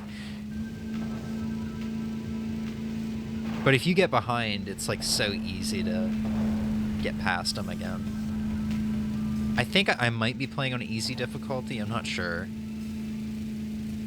I wasn't really paying attention all that much when I first set everything up.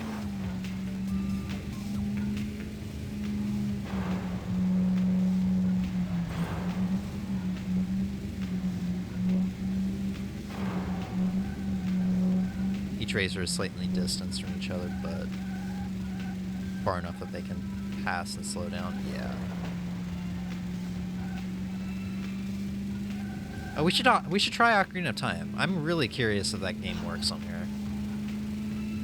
It's just the game starts off really slow. It's the final lap. It would be like 10 to 15 minutes of me mashing through text as I try to get my shield and my sword and everything.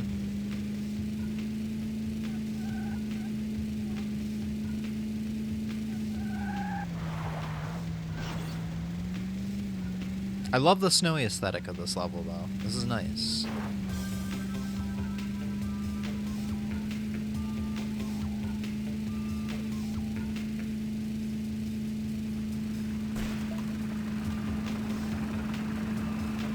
And the music is better in this level. There's actually a melody going on at times.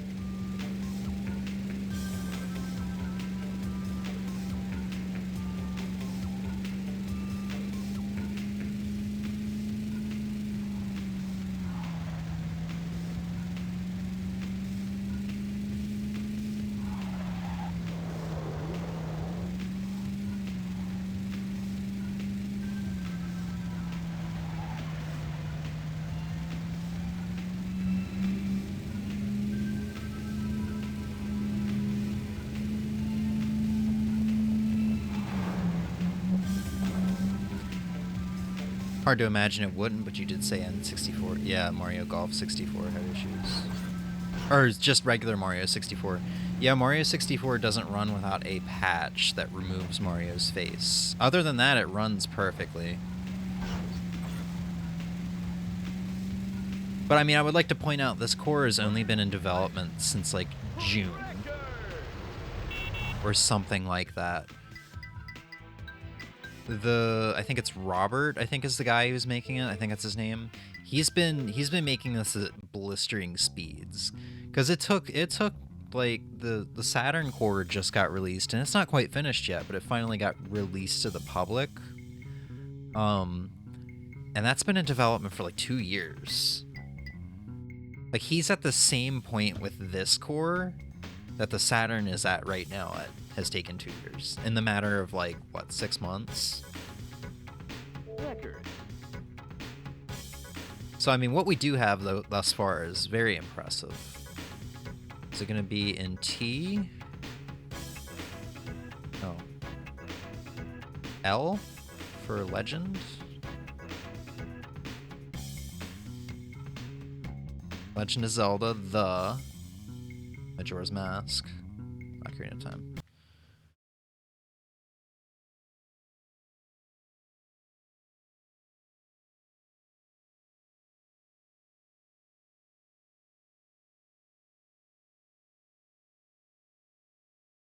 I hope one thing that gets fixed as the core gets developed further is those load times.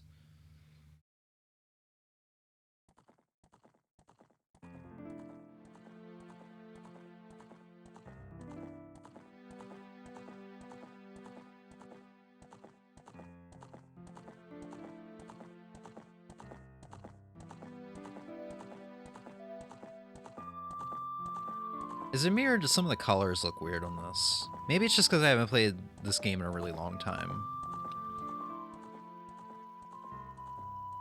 It's like particularly the grass looks too... I don't know. Dead? I mainly played this game on the Wii Virtual Console though, so like... that might be my problem. Because I think the Wii Virtual Console had like a brightness issue. I don't know. Can't say I haven't played much of this. That's fair enough. I'm gonna try to mash through as much of this as possible. Maybe we can at least get to see the first dungeon a little bit.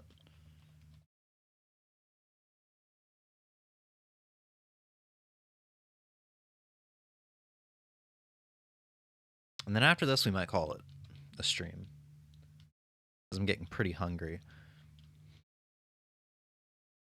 But we went for longer than I thought we would.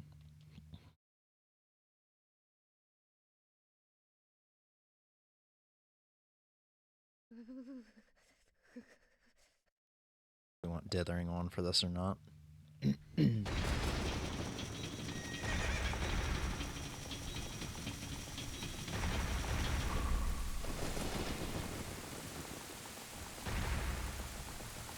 I mean, everything looks good so far. I'm not really seeing any issues.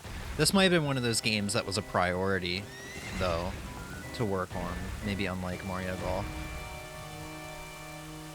Because this is, to a lot of people, what makes the N64 so iconic. This is, to a lot of people, the best game for the N64.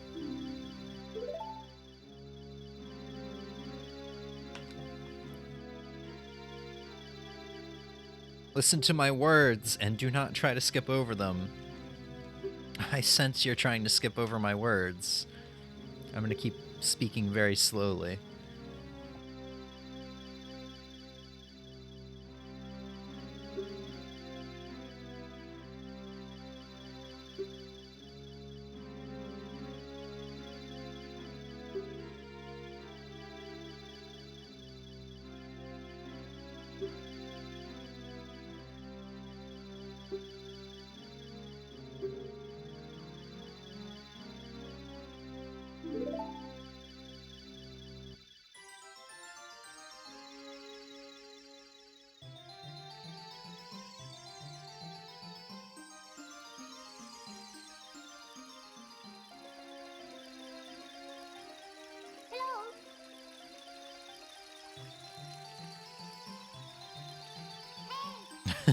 Rock humper. Hump that rock, hump that rock.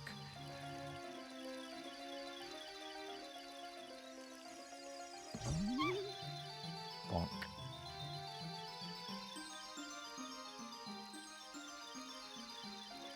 It's pretty stable, yeah. I mean, it looks good, but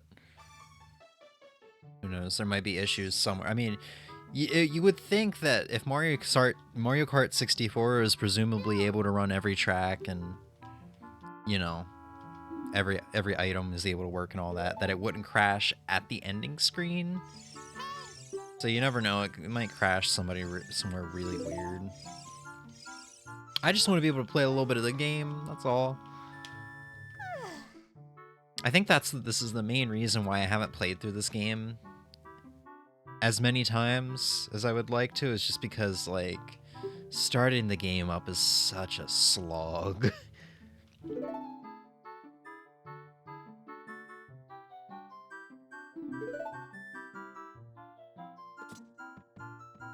Hello, M-Link.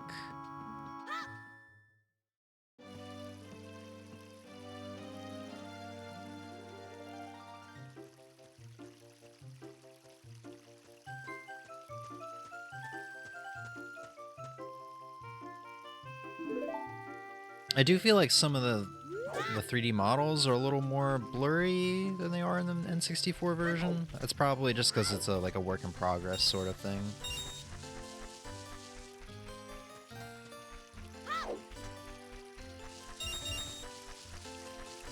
So we need like 40 rupees for a shield. I There's some really weird spots.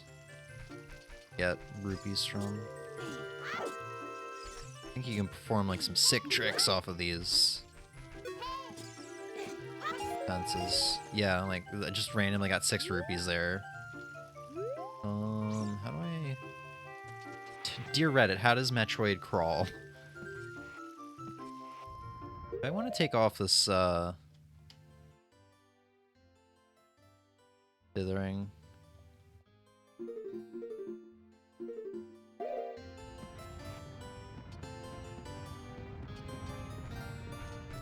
I think taking off a dithering helped a little bit.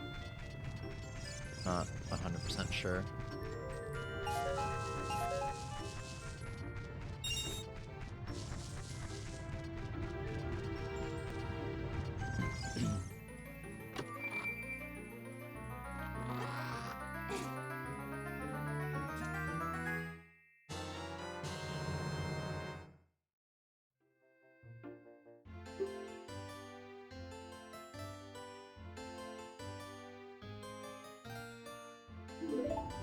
Cool.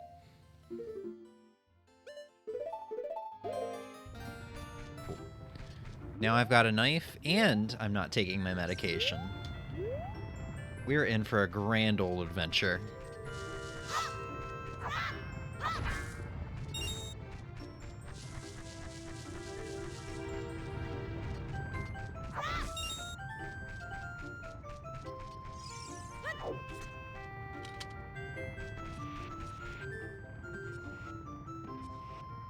You know, that's what they should have had in Breath of the Wild. It was really fast, like, dagger weapons that you could use. Because, I mean, you literally spend... I don't know. I wouldn't say half of this game, because you're not in child form for the first half of it. It's more like the first chord? No. Maybe the first quarter? You do have to switch back to the kid after you become an adult, though. To go into, like, the well and stuff like that. So maybe, like, 33% of this game, a third of this game is spent with this stupid little dagger. That kind of would have been cool, though.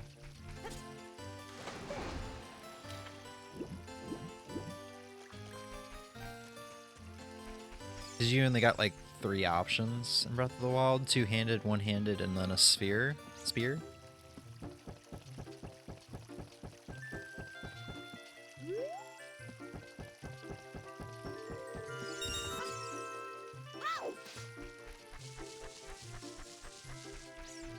Just need 2 more rupees.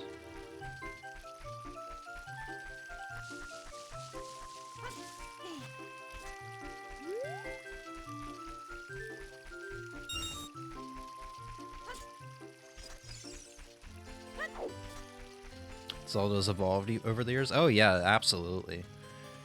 Even just from the N64 to the GameCube. Wind Waker's still probably gotta be my favorite 3D Zelda. Probably followed up by Twilight Princess. There's just something about those GameCube Zeldas, man. They were so good.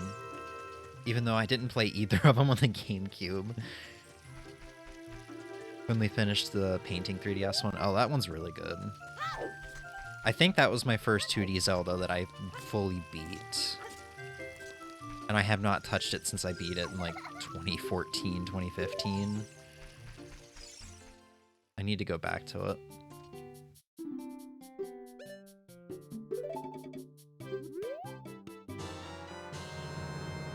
Oh, Four Swords is one of those that I wanted to play badly as a kid. As a kid, I did not own a GameCube. And I owned a Wii that for some reason liked to eat GameCube discs, not read them, and refuse to spit them out.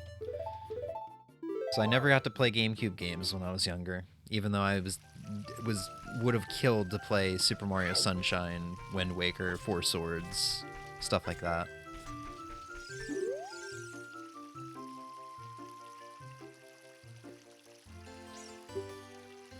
But it's a good thing that I didn't have the ability to, because what was it, probably 2014, I kind of got out of gaming. maybe even a little bit of 2013 too. 2013, 2014, I got out of gaming and just like had no intent on going back, no interest in video games.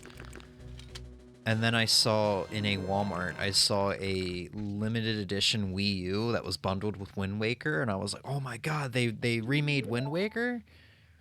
Or remastered? Because I think that was a remaster.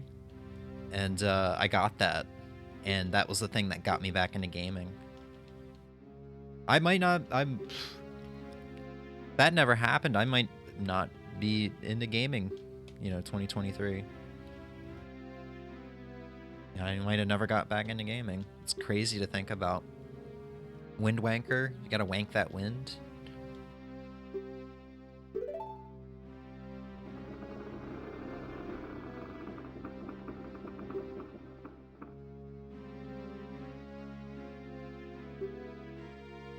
Okay, for some reason I was remembering there was a cutscene where he was going to tell us about how Hyrule was created. I was worried that was what we were going to have to sit through, but that comes after. That comes after we enter his hole.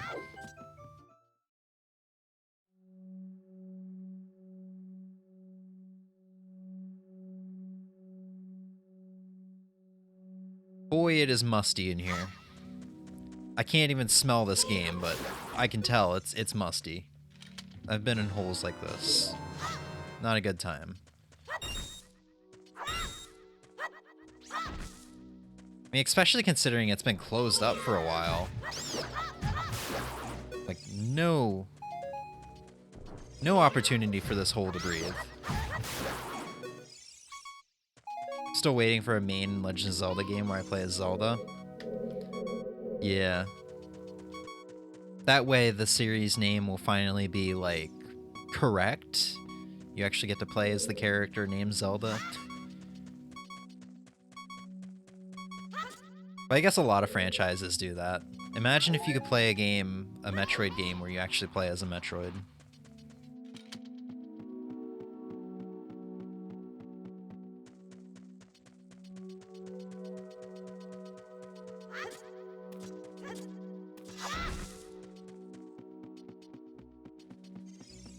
I wonder if the new Peach game does well. Maybe a Zelda would be next in line.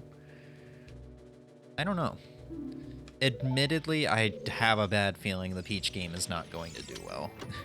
Also, Peach had her own game in the past with Super Princess Peach for the DS, and that honestly looks a lot better than the new Peach game. I don't know. That game just did not grab me. Please stop locking on Link, for the love of God.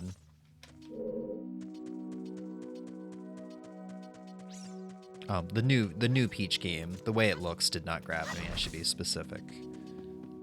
The DS Peach game looks great.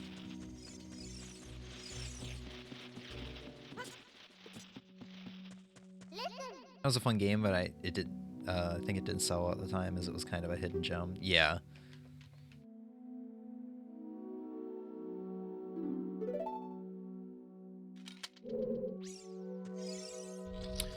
I mean, I don't know, man. It's just like, out of all the characters in the Mario universe to play as, Peach is just like the most unappealing one for some reason. Like, for some reason, playing as Daisy would be more appealing than Peach. I mean, have you seen Daisy in the Mario Strikers games? She's scary. She is scary in those games. That's why I just feel like she'd be more fitting for a main character in a game like that.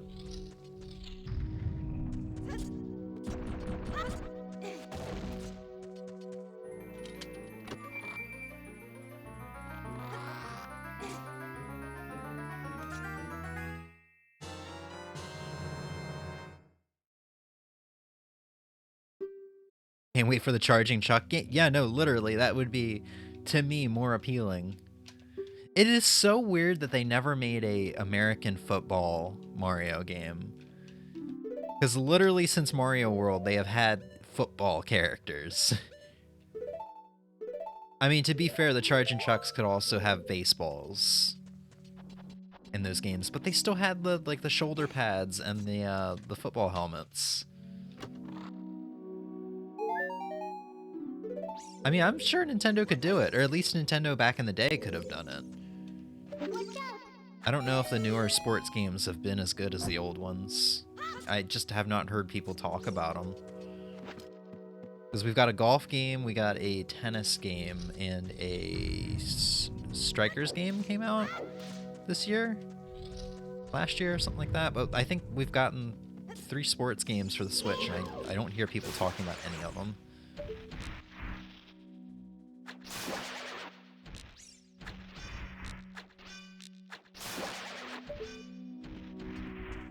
Seeds. Seeds! Give seeds. God dang it.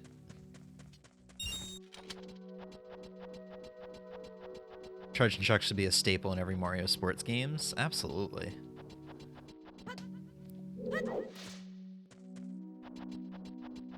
You know what? I'm surprised they didn't bring them back in Wonder.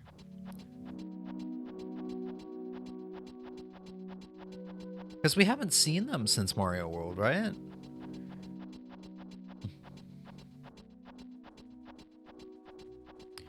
Which is weird, because even like the new Super Mario Bros. Games had the Sumo Bros. From Mario 3? Come on.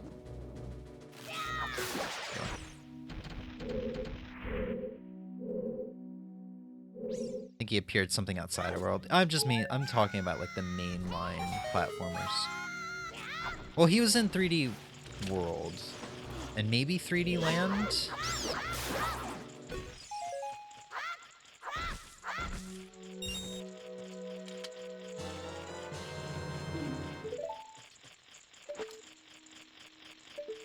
Oops.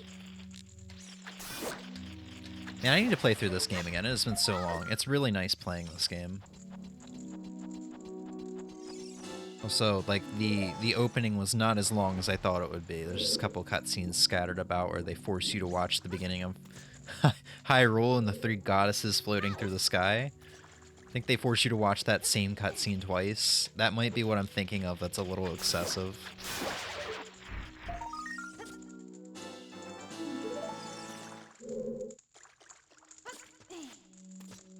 But yeah, you know what I really am sad that they didn't do?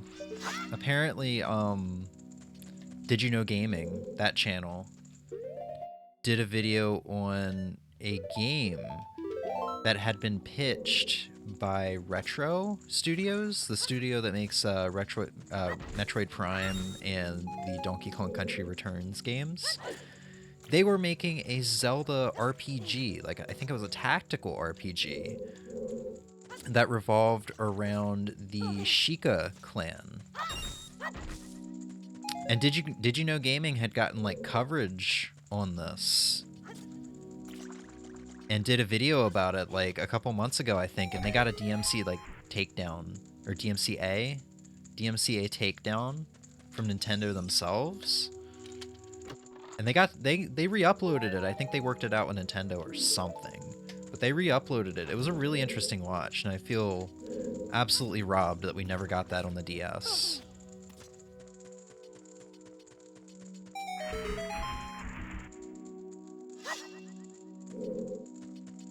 Would have been cool. It really would have. Because, I mean, Zelda's... Well, I guess Zelda hasn't had a whole lot of, like, different genres it's explored. It had the Dynasty Warrior crossover, so it's been in the hack and slash territory. Now it's been like an open world exploration game.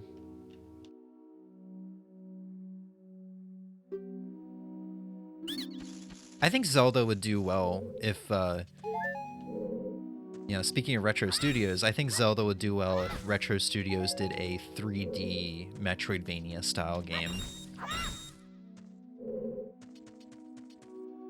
I think that would be really interesting. That would be a really interesting way to take a next step with the series. Instead of doing like another open world Breath of the Wild style game, it would be interesting to not only take it back to how the games used to be, but take it back in a whole new way by handing the franchise off to Retro Studios for a game and let them do a 3D Metroidvania, Metroid Prime style. Maybe let it be a bit darker again, kind of like Majora's Mask and Twilight Princess. They appeared in 3D World and Odyssey. Oh yeah, because you can control them in Odyssey. Forgot about that.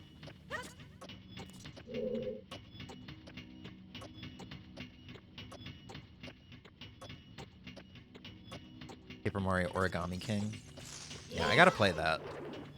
I actually did buy that because they had it last year for like 20 bucks on sale for like Black Friday time. I was like, alright, that's a crazy deal. I'll go ahead and get it.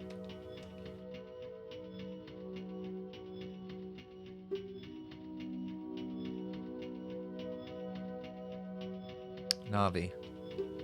Navi, please. Thank you. Well, I didn't think I was going to commit to the whole dungeon, but I mean, at this point...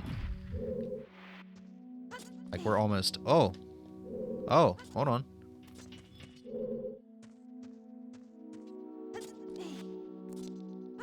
Anyone else see that graphical glitch? The block just kind of, like, partially disappeared. That wasn't normal.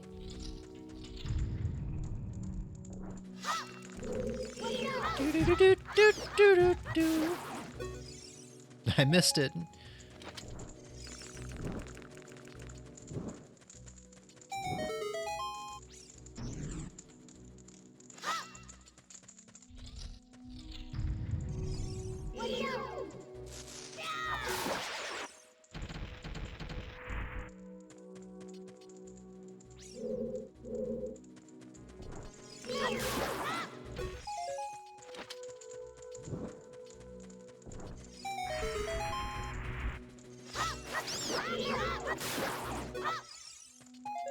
Okay, so that's for a Skulltula later on.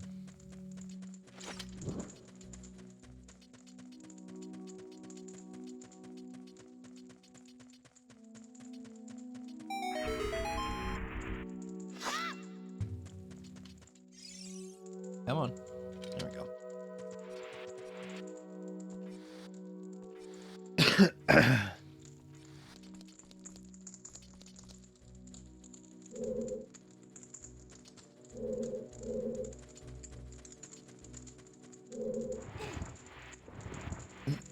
I always wonder what was up with that lantern off to the left. That's like raised so high. It's like, what is the point of even putting it there? Like, I get that you want me to put the block down here and get the lantern over here, make my way across. What is the point of putting that lantern or any of those lanterns in the game? Am I not gonna make this? Oh, come on. I had that.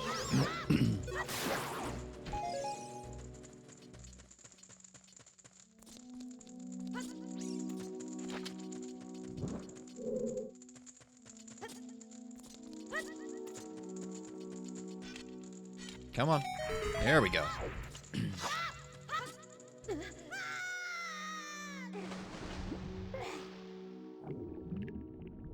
Alright, so when we played this a couple months ago with the 3DS capture card, I think I did a pretty bad job at the boss. Was it 23 is number 1? I used to be able to one-cycle the boss. I don't think we're going to do that this time, but if we can, like, two-cycle it, I'll be pretty happy.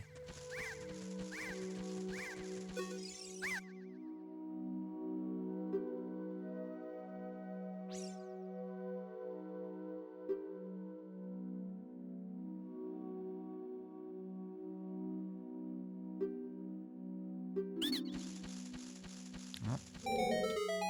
Time to kill the queen.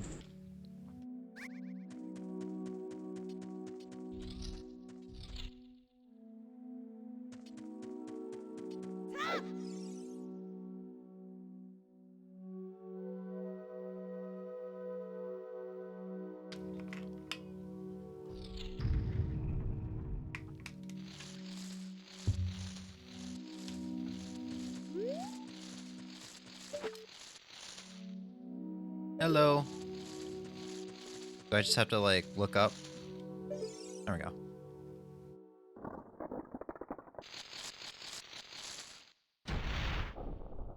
I like how me acknowledging this monster's existence, Goma's existence, makes it so that the cave will light up.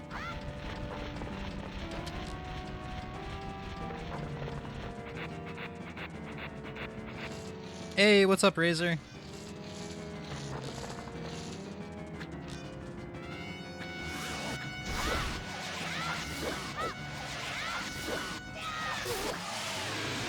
Good enough. I'm sad to say, but we're about to end the stream. I went to have a nap, and at 12 I just woke up. I fucked up. Oh my god. It's like 7 o'clock for you, right?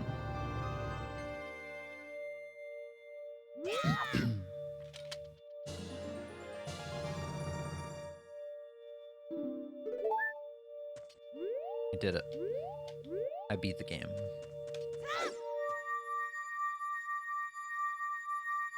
Almost a 9-hour nap. Or 8-hour nap. Yeah, jeez. Yeah, man, I'm sorry you fucked up. I hope you don't have anything to do tomorrow.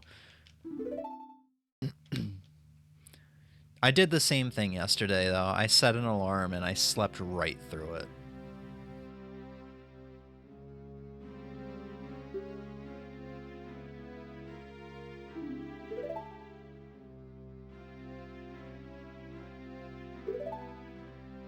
Trying to reset my sleeping schedule, but I failed to do that. Tomorrow is Sunday. That's good.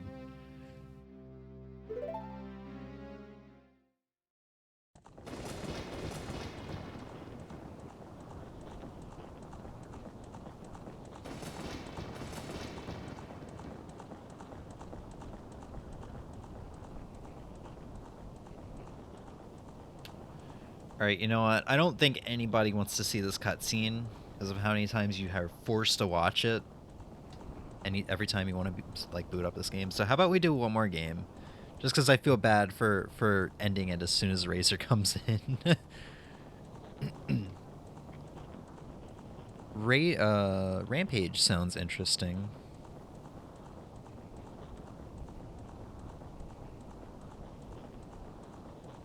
Never played Yoshi 64 or Yoshi's Story.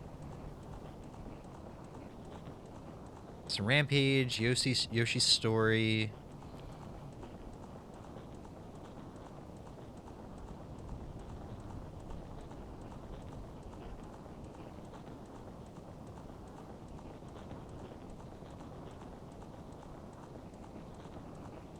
I don't even think I can play Hey You Pikachu unless there's some way to like get a USB mic attached to the Mister. You need a microphone for that game. Why I download it? Extreme G. Oh, it's so good. Remember that having issues on emulators at first? I don't know. From what people were saying is that this core is already doing a little bit better in some areas than emulators. And I believe it because, like I said, I tried 2 or 3 emulators to get Cruisin' USA running, and I could not, even after messing with settings. But Cruisin' USA works flawlessly on here. But it looks like it does not work, unless it takes a minute. I've never played this game. Yeah, I'm gonna say it probably does not work. Extreme G sounds very fun. This is just the stream of racing games. I hope this boots.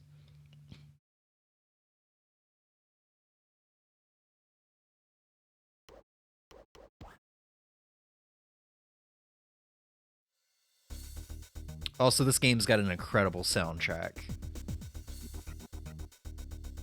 If you like electronic kind of dance music, I guess. I don't know what the genre would be called.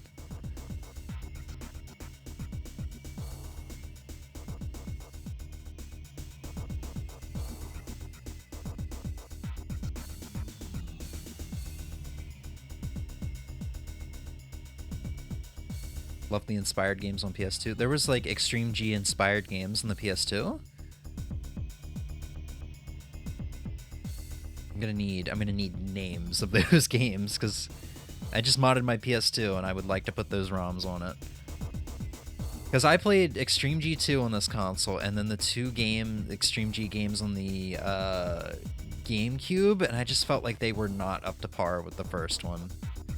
In fact, I felt like they got worse the longer the series went on.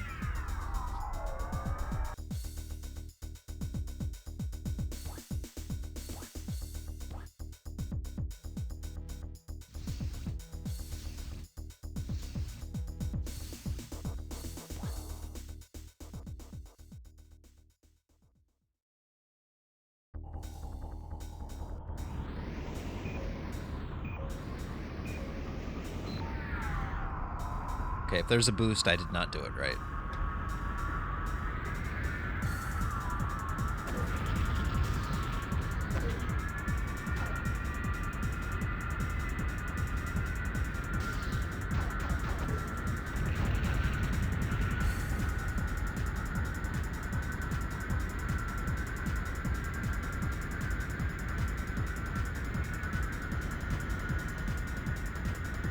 Can't seem to remember how to use my item. Okay, it's down on the C-pad. Or C buttons. Or no, those are my boosts in the top left corner. Okay, it's right on the C buttons. That's so weird. I don't remember that.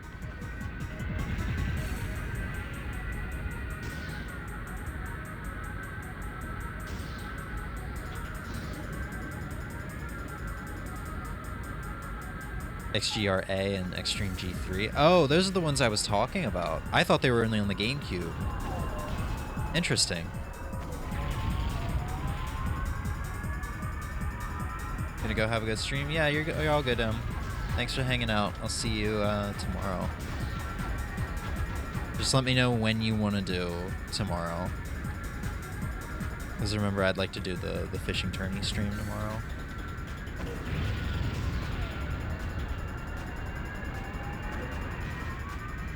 And maybe tomorrow we'll spend some time with either the Sega Saturn core or maybe the modded PS2 after Animal Crossing, because I can't imagine we'll spend too long on Animal Crossing tomorrow either.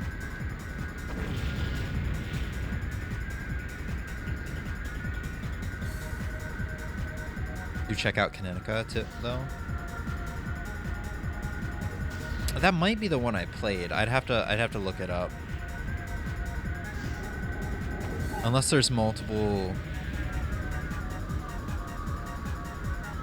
No, I don't think... Maybe I didn't play that. I don't remember. I'd have to look it up. I will check it out, though.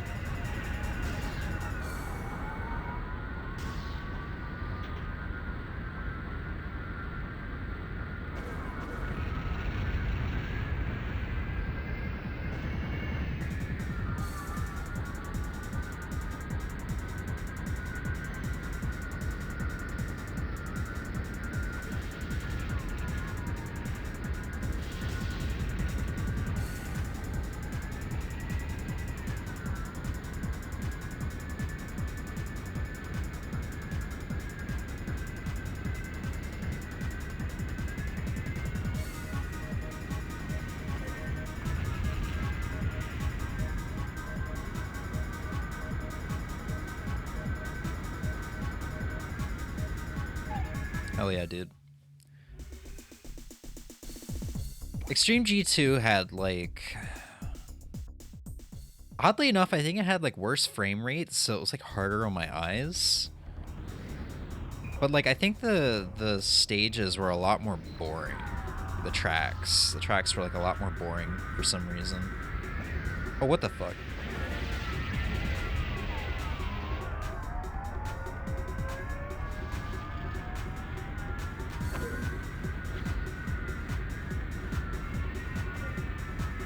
Probably should have used one of my boosts as soon as I got back on the track.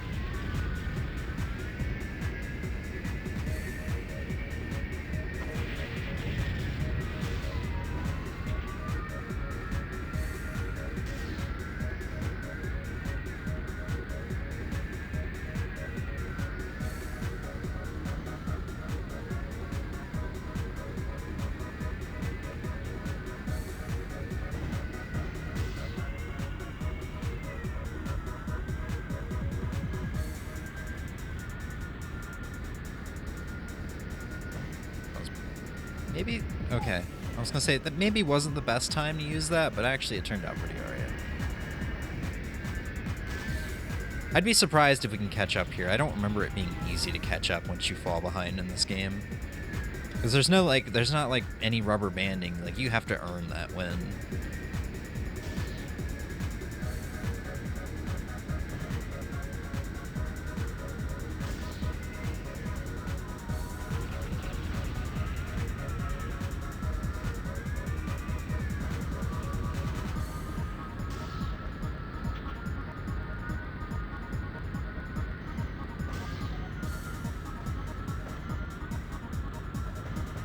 Jeez, I look away for 1 second.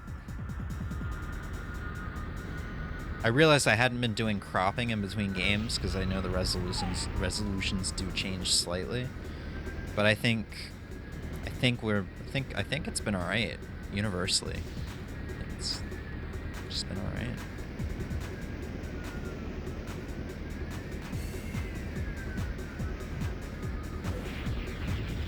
Keep your eyes on the road. I don't wanna. I'm a rebel, alright? My driving instructor told me to keep my eyes on the road and both hands on the wheel. I don't wanna.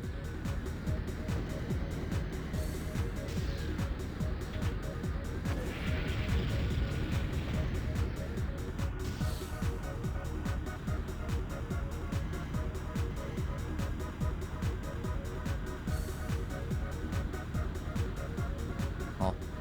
We got third at least.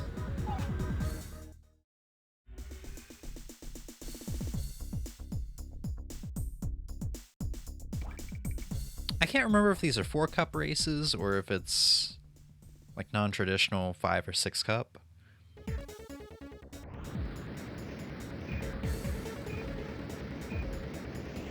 Oh, screwed it up.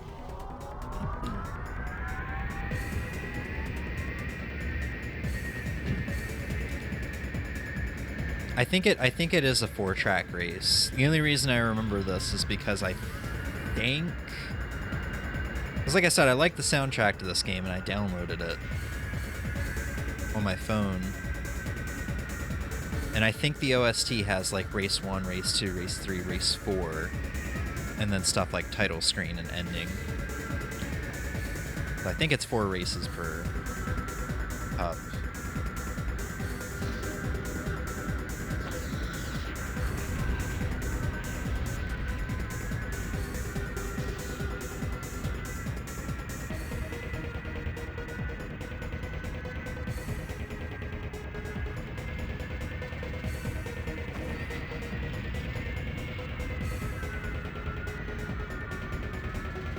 I keep forgetting I have just a standard shoot. Because this is a weapon combat game. Not like in the style of Mario Kart, like I've got a freaking gun attached to my vehicle.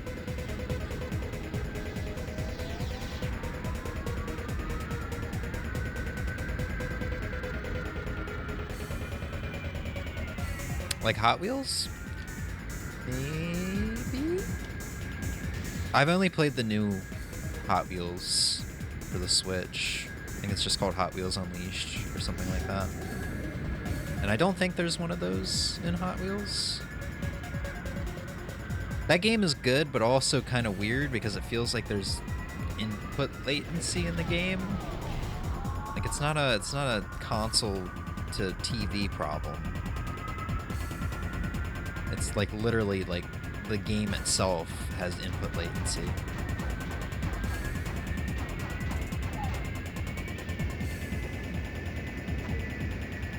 God dang it.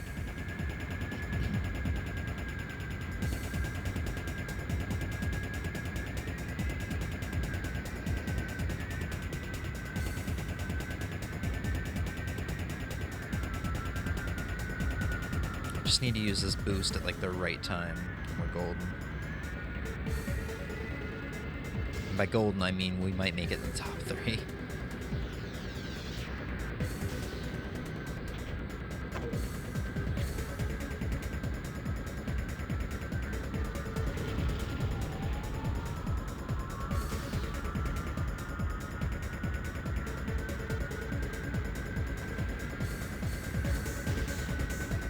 I hate how dead center you need to be to get the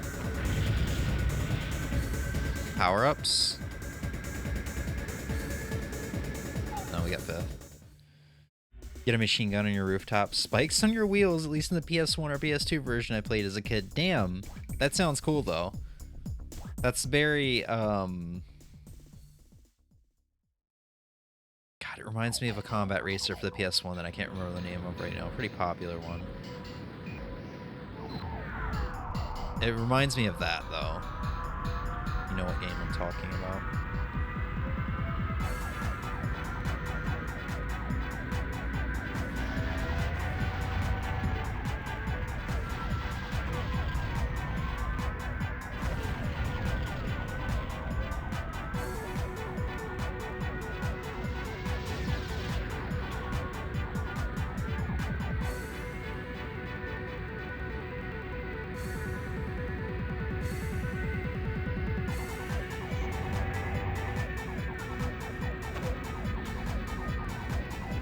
I don't know what happened, but whatever mojo I had going on in the first race is gone now, and I cannot keep up. I cannot even get in the top 5 at this point. Jesus Christ, I keep getting ass blasted by all the other guys. Are those homing?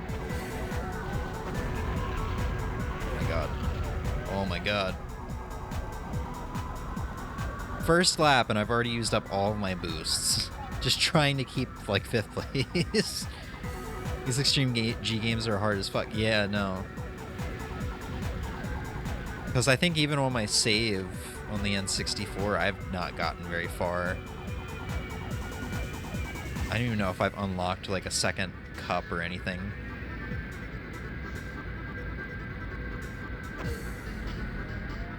What the heck does that even do?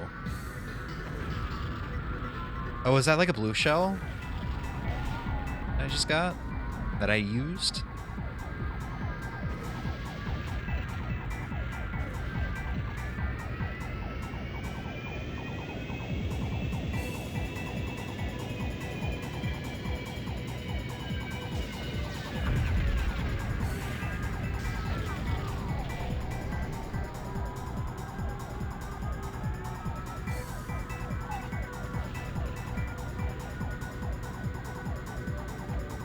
Somehow hold down first place for an entire lap.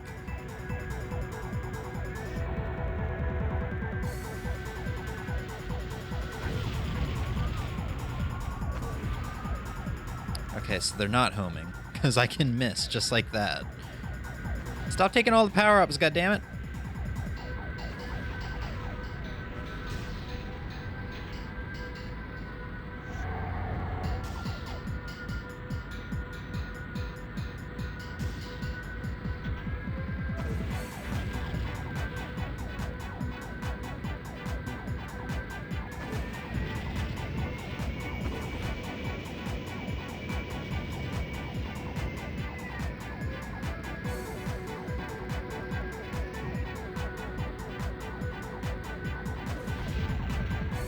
Actually got me with that.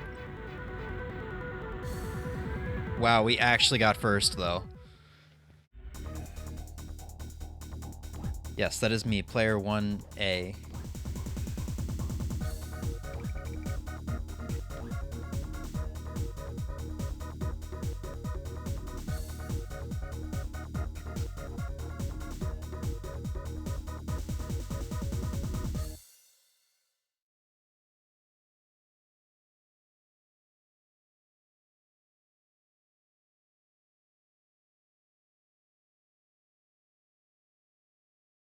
Try entering my name as roller. Oh, right. They don't.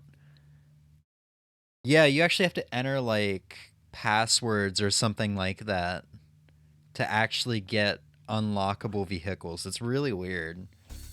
I gotta enter my name as High Roller next time. Really interesting.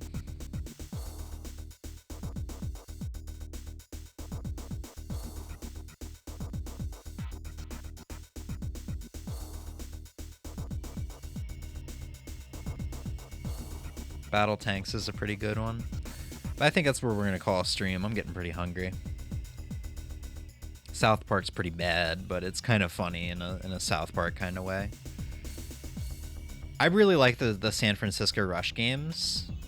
I haven't played the 2049 one, but 1 and 2 is really good. They're just kind of like cozy and very weird and a little janky arcade racing games. I think you just kind of have to be into that sort of thing. I know some people don't like them.